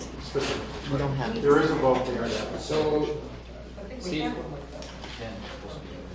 You know, I think there basically boils down to 3 obstacles in getting a successful vote at town meeting. You know, first, the numbers, the allocation between the betterments and the general public at large. That's a solvable problem. You can identify and quantify those numbers, you just have to work them out. I think 2 more, perhaps more important issues in getting this passed is what plans or explanations are going to be made to the unit of the landowners who are going to be assessing betterment, regardless of what the betterment number is, it's 18,000 or 20,000, whatever. I mean, what effort is made to convince them that this is in their best interest so that they will vote for this project? But equally as important, and it's really a shame that the Board of Health is not here, is that how do we get the Board of Health, how do we address their concerns? My understanding is that the Board of Health in general is not in favor of this project, but I have no idea why they're not in favor of it. And it seems to me in order to get this passed, you need their support, because we don't want to be in the same situation we were with the New Ludlow Road project, which was perhaps in many ways better prepared, only to be shot down because one speaker of the town mayor. Okay, so, good points. I think you guys were having a conversation there that I wasn't following, but I think we arrived at, we're sticking to May 11th for the vote, right? No, did we Is that where decide we end that? up? Well, otherwise we'd lose our funding and have Okay. to. But So no, let's- no, The yeah. alternative that was being offered was this, What Bob said. is at the May 4th Selectmen meeting, you can decide to try and call the vote. I think May 4th may bring us in just before the June 15th meeting.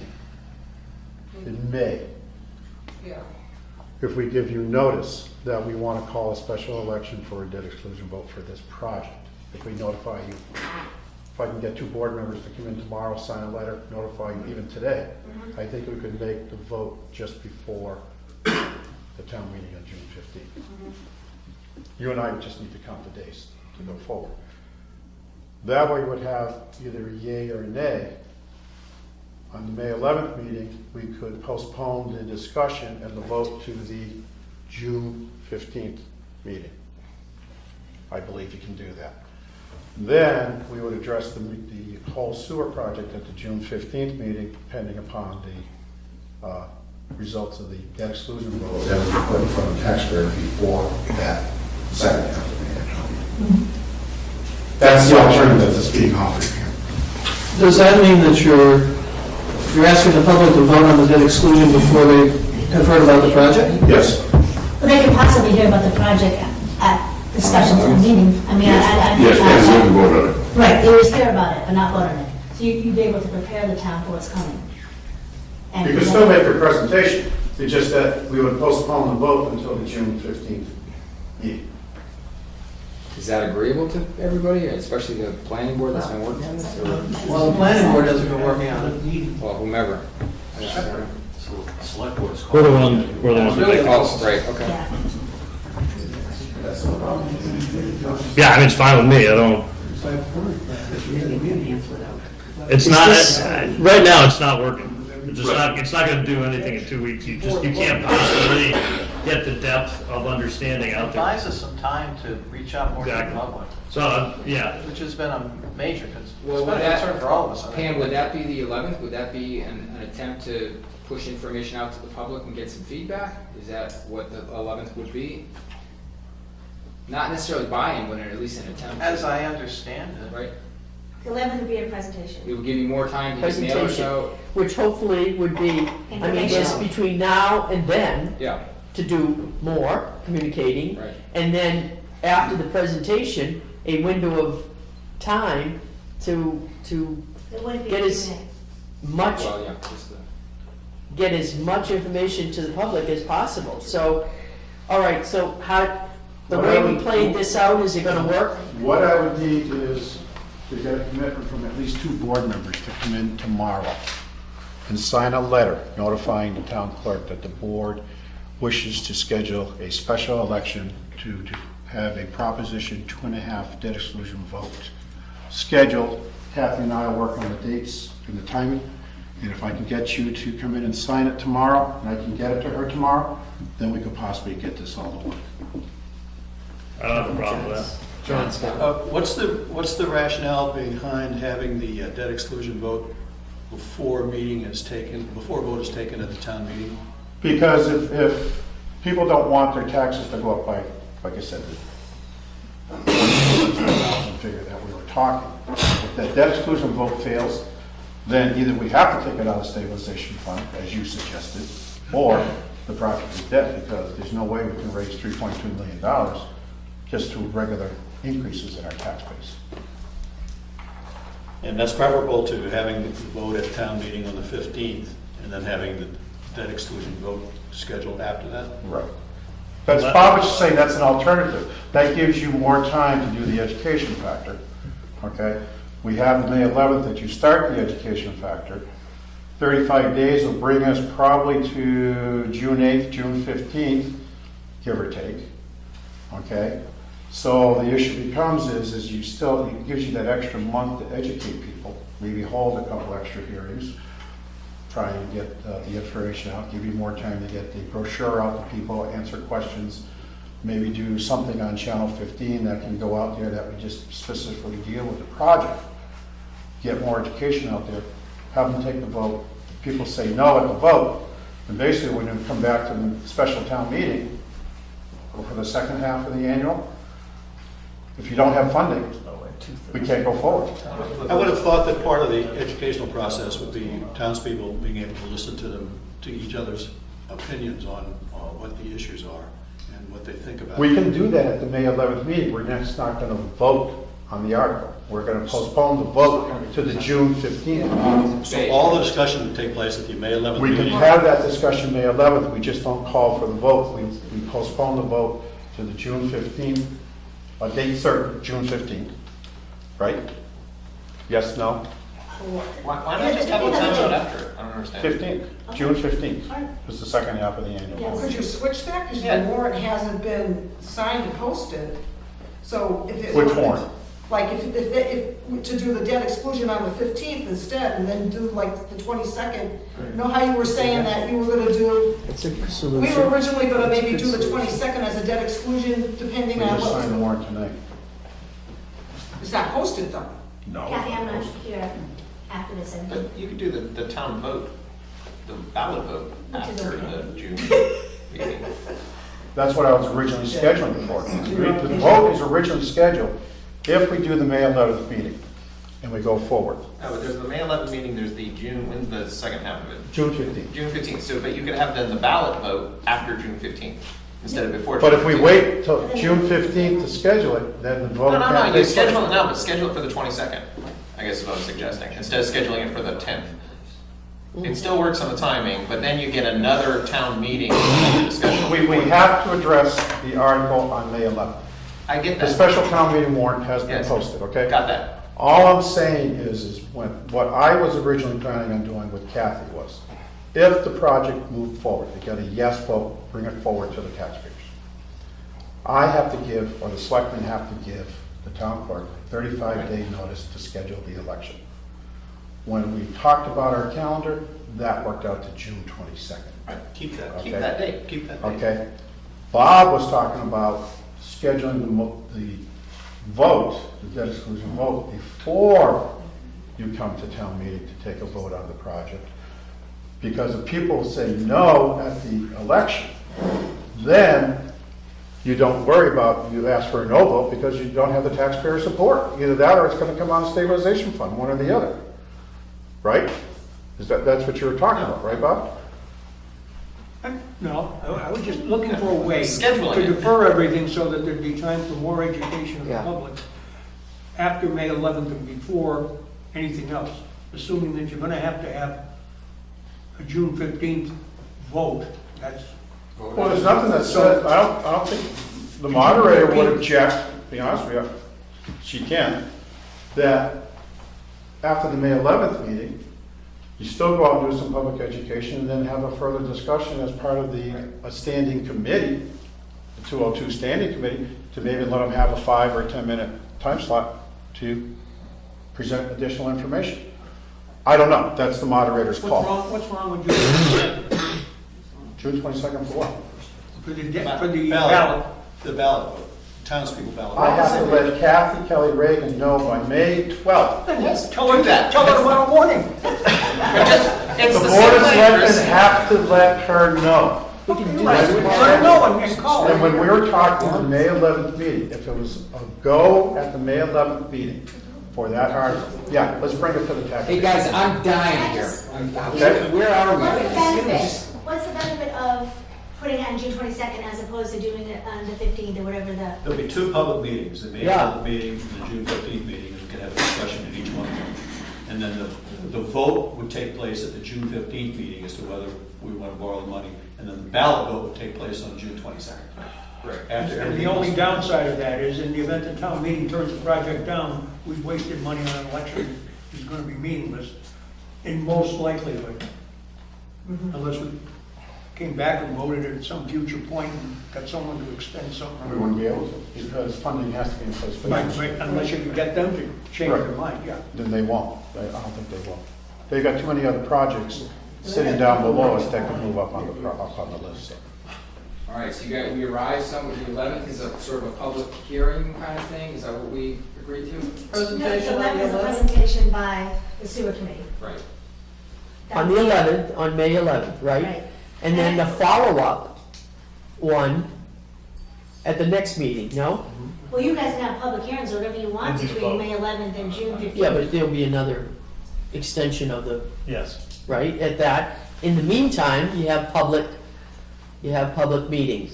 And on the June meetings, when you guys would speak, The finance board. the finance board would get up and speak, because that's when we'd be, No, we'd have to speak at the 15th, at the 11th, at May 11th, because that's the time when the issue comes up, and people are gonna have to hear, they should hear something about all sides of the issue, so they can think about it further, and decide whether to come to meetings. I thought that we were going to table or not table it, postpone the special town meeting and just use the May 11th annual town meeting as a presentation to bring the public up to speed. In which case, the finance committee wouldn't have to speak because we're not voting on any. Well, that sort of takes away the educational process. Yes. Yeah, I think. I think it's discussion of the article on May 11th, not a presentation, but you'd actually have discussion. And then you'd probably want discussion on June 15th too. Yeah, but the presentation No, the presentation is the 11th. facilitates the Right, but you'd discussion. still have discussion. Sure, yeah. Yes. Right.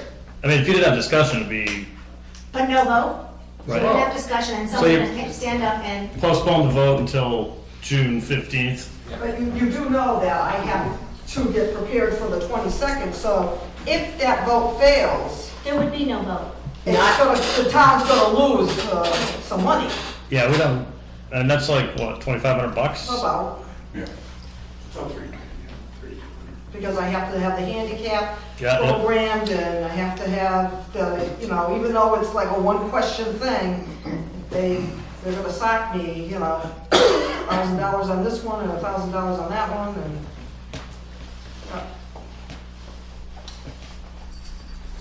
Sounds like a plan. Chris, what do we have to do when we have to do it? We have to make a decision tomorrow? No. So I think we solidified the plan. We One just talked second, about Jeff. what we're- Can you just answer, No. let Chris just answer from my point of view too. What do we have to do, Chris? What we will do, Yep, at your May 4th select, yep. I will have a paper ready to be signed to notify the town clerk that the Board of Selectmen is scheduling a special election for June 22nd to address the following question. Shall the town Granby be allowed to assess Yeah, for the sewer project? Proposition from that sewer project. so that we can do on May 4th. We don't have to do anything tomorrow. No, because we still need that 35-day period before the June 22nd. Okay, That's all we're trying to do. Okay. I'm trying to meet her deadlines, yep, in addition to scheduling for the June 30th and this all this other stuff. We're just trying to get around everything. right, but When I first this, talked to Kathy, that's how we came up with the June 22nd date, because her and I were so talking. the election can be as planned, and then the discussion can begin in open forum or open meeting, at town meeting, on the first town meeting. Yes. It will be up to us, the committee, whatever, to facilitate some other public meetings in the meantime, to be revisited at the second town meeting for a vote, correct? Is right. that the process? So if it passes, then that's the appropriation of that, and then it goes to the townspeople on the 22nd. Right, right, but we do not vote at town meeting until the second one. That's what you guys are saying. The May 11th meeting at which the sewer issue was brought up, is that part of the town meeting on the 11th or the special town meeting? Special town meeting. So then would we have to call another special town meeting for June 15th also? Yes. We normally do. Yeah, we would have to though. So at each of those 2 days, May 11th and June 15th, we'll have both a Two town special meeting town. and a special town meeting within it. But the first special town meeting will be, we'll put on, what was the word we used? It's just like an informative, public hearing kind of a thing. Could the Yeah, special meeting continue? Why can't we just continue it to? That's what we said. Yeah. That was the word we used several minutes ago, continue. Yeah, let's continue. So no one can call, let's say this discussion, Lynn, gets going. You get the pros and the cons and the cons and the cons and the cons or whatever, and no one is going to be able to call for a vote then, correct? May 11th. On the 11th, correct. And how do we ensure? Oh, somebody can call for a vote, absolutely. That's why you guys are all talking, and there's a lot of legal piece to this, to what we're doing, so I actually can't answer this question right now without actually reading up on the law. Yeah, because somebody can always make a motion, they can make a motion. Someone can at any time make a motion to vote, but you can also make a motion to postpone indefinitely. But postpone indefinitely essentially kills the article. Postpone it to a certain time then. Yeah. There's certain terms, Right. I need to research that Yep. though, because this is not something that comes up at really any town meeting that we've had in the last 20 years. So, Are we bringing this in at this point? It sounds like we got a plan, right? I think we're all set. All right, good. So we were supposed to spend 10 minutes on the sewer project. What do we do? Wow. No, it was good, though. I think there was a lot of good dialogue, so, and it sounds like we have a plan for the next few meetings and ultimately with the vote. So given that we spent a lot of time on that, we had two other things we wanted to get through, and I think we're gonna have to be flexible here. So there's 34 articles that are now scheduled to be voted on at the June 15th meeting. Is that when it is scheduled for? No, it's a total of, Article 2 through 12, May 11th, 13 through 34 is June 15th. Okay. Read Article 1, Joe. Got it, all right. So there were a number of items that you had sort of identified that may need some sort of conversation, so we can talk about a few of those. The other thing that we wanted to update you on, one of the biggest items is, as I understand it, the school budget is going to be presented in the June meeting too. And I'm looking to you guys because I don't know the dates. They're meeting tonight to finalize the budget. I do have a written statement because that's why they're not here, so I can read this, that they asked me to read to you. And then we can also kind of highlight the key capital items that appear here. what time is it? Yeah. Yeah, I would think just to putting things, most important things first, the school budget is gonna be by far the most moving parts, and it's gonna be, just based on the last hearing that we had with the school, committee and the finance committee, it's gonna be a very emotional meeting, I would say. It's, last 4 or 5 years, I think, because the school has had basically experienced cuts pretty much every year. And we've also increased funding for them every year. It's an emotional thing, and there are a lot of people, when people's children are involved, you try to keep your hands out from between their kids and whatever the money is that pays for their education. So that will be that'll be a spirited meeting, and I think that's probably something it would be helpful for everybody to know about. Yeah, so as I understand it, there's been a series of meetings that have taken place in the last 3, 4, 6, 8 weeks to finalize their budget. I think they're voting on something tonight. There's a series of cuts that they made, and there's a series of sort of future appropriations that they're looking for. So I'll read this. It will only take 2 minutes, but they had asked me to present this to you. This memorandum is an accompaniment to the budget document that was received or provided yesterday, which I had attached here. As a review of the process, we started with level service, all funds budget of $12,825,459. This budget represented a $566,799 increase over fiscal year 2015. which includes the $85,000 that was voted on at special town meeting in March, recognizing that a $685,289 gap between estimated revenues and in-kind contributions from the town was the result of the first draft budget. In the weeks that ensued, the administrative team has worked together to create a list of possible reductions, some of which I have here, to try to meet this difference. Through that process, we've tried to bring forward proposals that would do the least amount of harm to students, but years of budget reductions has bring us to a tipping point where we have some recommendations here beginning to impact students. At the April 22nd school committee meeting, the proposed list of the reductions on the budget document you received represents your consensus decision to move forward. We realize that a gap between projected expenses and revenues persists, which is what they're talking about tonight, but neither of you nor the administration felt that we should go to any further without causing substantial harm to the children of Granby. One idea that was discussed was a possible reduction in transportation costs and reallocated for direct services to students in the classroom in order to do the work of our core mission, which is to educate our students and prepare them for the opportunities and the challenges of the 21st century. This is something that will need to be discussed with the Finance Committee, and I'll be happy to reach out to them and the Select Board for future meetings and discussion if that is what you wish. I realize that this process has been gut-wrenching for all of you. I want to thank you, administrators, for keeping the children at the center of this decision-making process. So essentially what we're doing tonight is voting on a final budget and a number to take to town meeting for a vote. I don't know what that number is going to be. Maybe some of you in the room know what that is, but it is going to be a significant ask, right?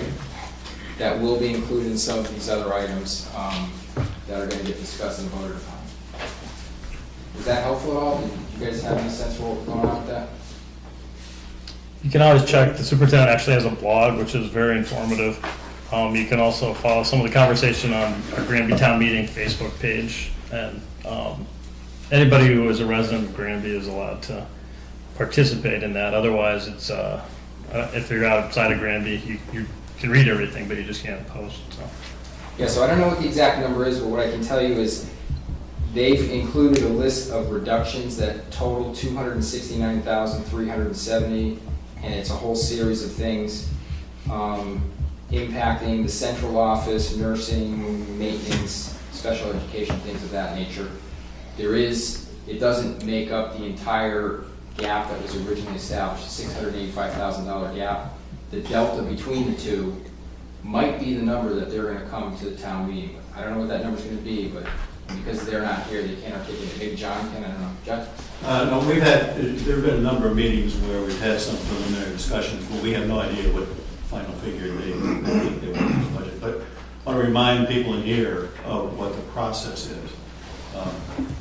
About 2 to 3 weeks before the June 15th meeting, there'll be a booklet published on that meeting. It'll have the warrant articles in it, and it'll have the budget in it. The budget that presented to the town floor is the Finance Committee's budget for all departments and the schools. And that's important to know for a couple of reasons. One of which is that if we put it in the budget that we present to the town, that means that we agree with that budget, including our recommendations for funding those budget items. All right. Second thing is that after that is presented as the article to the town floor, then anyone will have an opportunity, just like they do on all budget items, to amend the budget either up or down. And so that's another process which we would expect could possibly take place, depending upon what we're going to put in for the recommended budget at the schools. So everyone should keep that in mind. If anybody asks you about the procedure that is under the town bylaws, is followed and that's the procedure. So, John, when do you anticipate your recommended budget happening? Well, I think probably the printing deadline is 3 weeks before June 15th. The week before Memorial Day weekend. The week before Memorial Day weekend. We'll have our final Finance Committee meeting probably that week or the week before, and then vote on what it is that we're going to include in and then that'll get mailed out to, or no, I guess it doesn't get mailed out, it gets distributed to.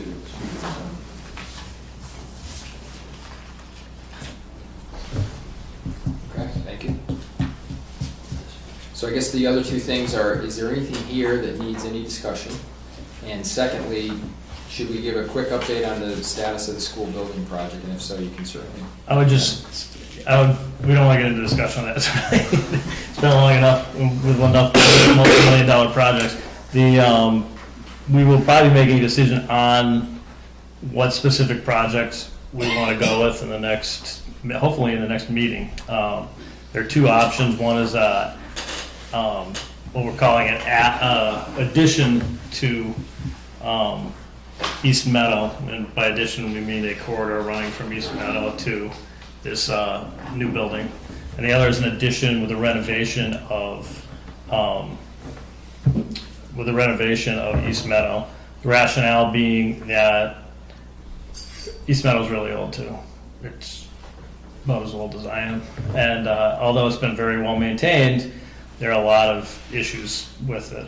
And when you renovate an old building, you deal with asbestos abatement. You deal with there are doorways that talk about not meeting code. I can barely fit through the one to the bathroom. I think it's a 2-foot doorway.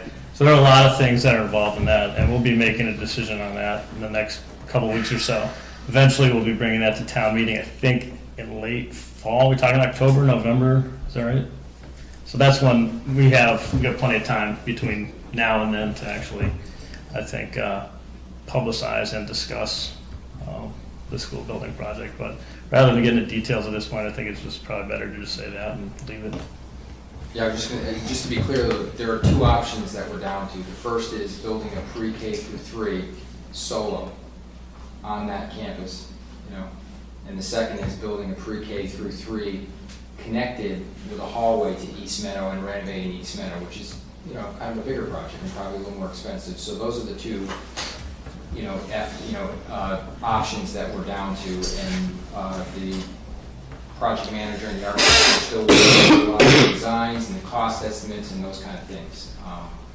Yeah. So you guys had an excellent meeting early on in this process, and I guess I'm wondering, you have two options on the table. Are there going to be other public forums to discuss those two options before your committee picks one of those two options? No. Yes. Well, what I if you're deciding next week, there's not. Well, there'll be a discussion before we voted on. The process is not really set up for public input, if you really want to be honest about it. It's not, like every step of the way, we are constrained by the MSBA and our people. But basically it's not there are a lot of choices, realistically speaking anyway. When we did I didn't do that project, but the last project, the options actually mushroomed until we were having multiple numbers with multiple letters and stuff. I think that whole process, although we learned things, there were also things that it led us to think about how the process would normally go. There's really not enough to involve the public in terms of making decisions. Not a lot of leeway. Right, that's a good way to put it. There's not a lot of leeway in terms of the choices and stuff, and In terms of the state's guidelines. Well, we got the guidelines, but also it's like we pretty much eliminated West Street pretty quickly for a lot of reasons, and but it's a situation where there's just not really a lot to discuss, and our OPM said not really to start bringing things forward with numbers and options until then. But some things were eliminated right away just because the price was not anything we were going to look at. So. Anybody else on the committee want to add anything else to that? An OPM being what? Project manager. Owner's project manager is the thingy.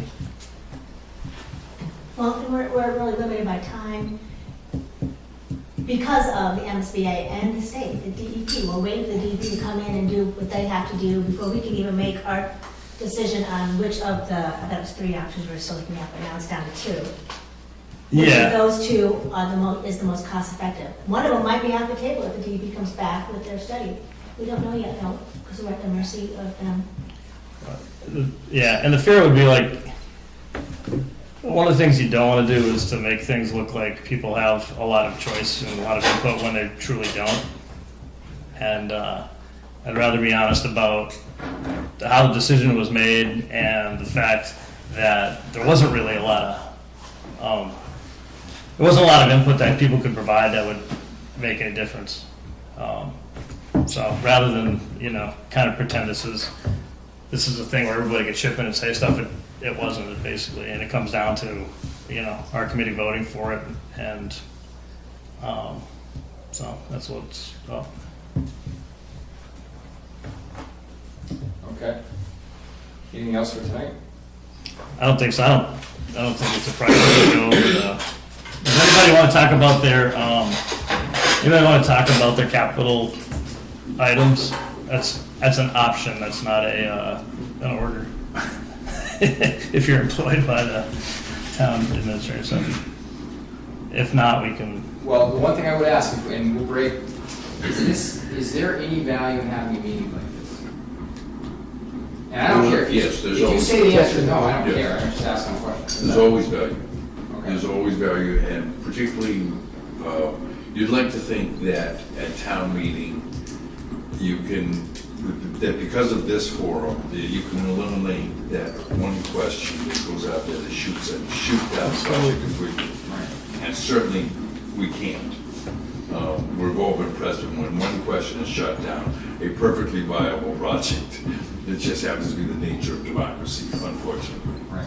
I mean, I personally would like to hear just the capital items by the department. It won't take very long. I mean, we listen to it at the budget meetings, but I think it's really good for everyone to hear the rationale that we heard. Yes. So there. This forum I particularly like, particularly since nobody's throwing stones at the Board of Assessors. But I left my stones in the car.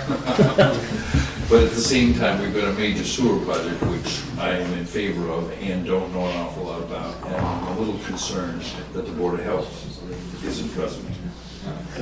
Okay. So can I ask, I asked that question, I got one piece of feedback. Is there value in doing a meeting like this? Is twice a year the right frequency? And if the answer is no, then we don't do it, we go back to our sort of polls and we sort of figure out information however we get it, before. Or does it make sense to have this kind of session, John? Maybe rephrase the question instead of saying twice a year, maybe think about the 4 specific kind of events that come. Right. Yeah. And that would be, it would probably be this time of year, right before, and then. If there are other key special town meetings, for example, where there are not basically fairly routine items. Okay. What was the purpose of this meeting? Well, the goal here was really to try and get a little bit, I think when I came to the select board about 2 or 3 months ago, I had an opinion that it's really hard to communicate in this town. It's really hard to get up to speed on what's going on, especially in an age with technology. You got an internet that's been around for 20 years. We are still in the dark ages. And I don't think you guys argued. You guys said, yeah, it is hard to communicate. And I think all you would too.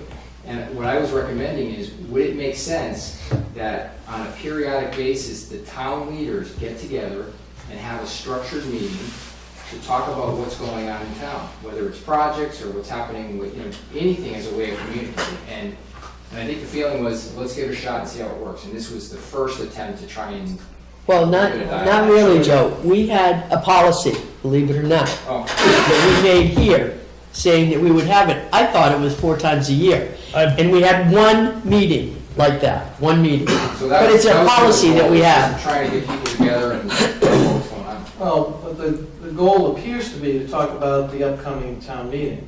When the planning board presented this 1.5 years or 2 years ago, and the select board had one meeting, which was really a department heads meeting, and then the planning board tried to have a second meeting, the goal of the meeting was about collaboration. Because there are 10 different groups working in 10 different directions, and no one ever knows how they can be facilitated. not duplicating and all the rest of that. That was our call initially when the planning board tried to institute these meetings on a quarterly basis, and it just sort of fell apart. From our perspective back then, the key was collaboration, not just information about an upcoming meeting and everybody kind of either come on board or let us know how you feel. It's the collaboration that's missing here. We don't communicate with each other enough on a regular basis to know how the planning board can assist the school committee, or how this committee, how the finance committee could actually work with another group, how we could work with them, how we could all come to agreement on a regular basis and facilitate each other rather than blindsiding each other, which so frequently happens, with questions that really are not in line with what a committee or a group has been doing over months and months of work. And our initial call was to try and do it quarterly, but to do it more with the mission of being collaborative with each other and keeping each other informed on where's the highway department, what are the struggles they're dealing with, what are the road situations like, what's happening with the schools, the building, the tearing down buildings, and getting the town working together from this level so that we have a cohesive group trying to move strategically into the future rather than constantly reacting to something that's happened yesterday. Well, I think if we could get there, I think that would be an absolute home run. That would be 4 dimes up from where we are today. The question is, how do you get there? And Well, you have somebody call regular meetings, and everybody's prepared, and you come prepared to discuss and ask for help if you need help, and identify where your issues are and where your concerns are. I guess the question I have, and this doesn't answer the question that you asked, is does the select board have the power to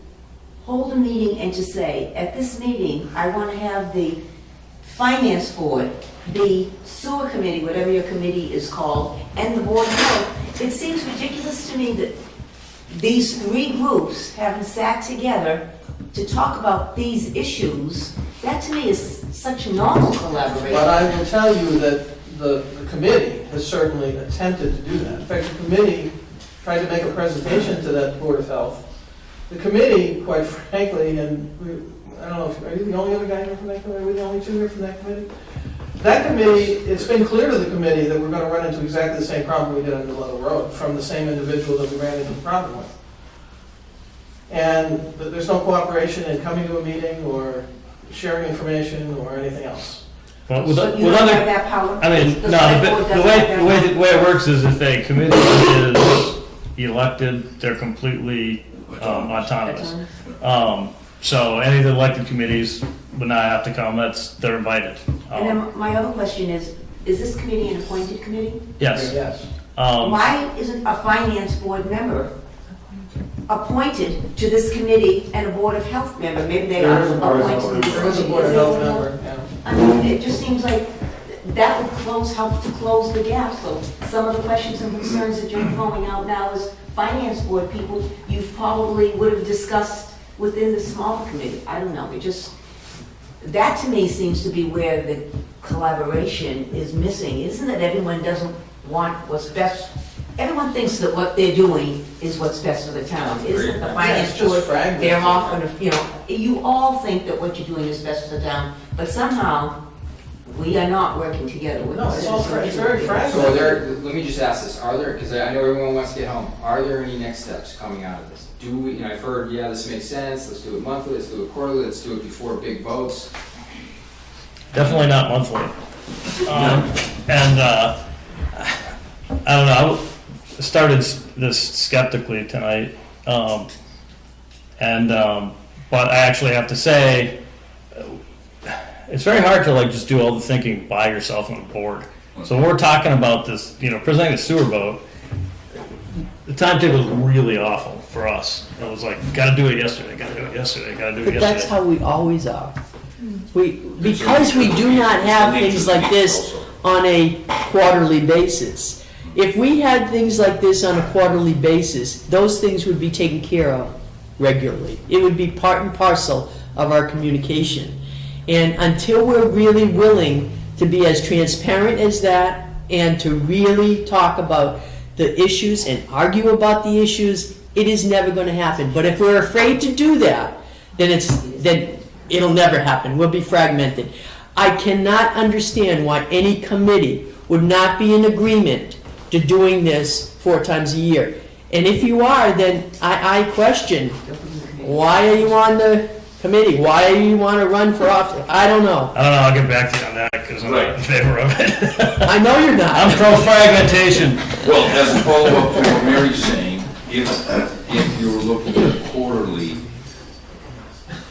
concept, then certainly, probably the most effective next meeting of this type would be after the June 22nd meeting. So, as a type of debriefing, certainly. Right. Yeah. Yeah. So I believe, you discussed it, it really sounds like you're trying to have strategic planning meetings and more global where we're going in the future. Yeah.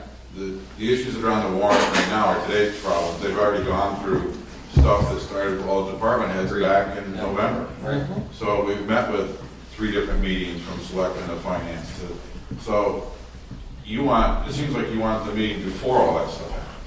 So we kind of know what each department's goals and future is. Yeah.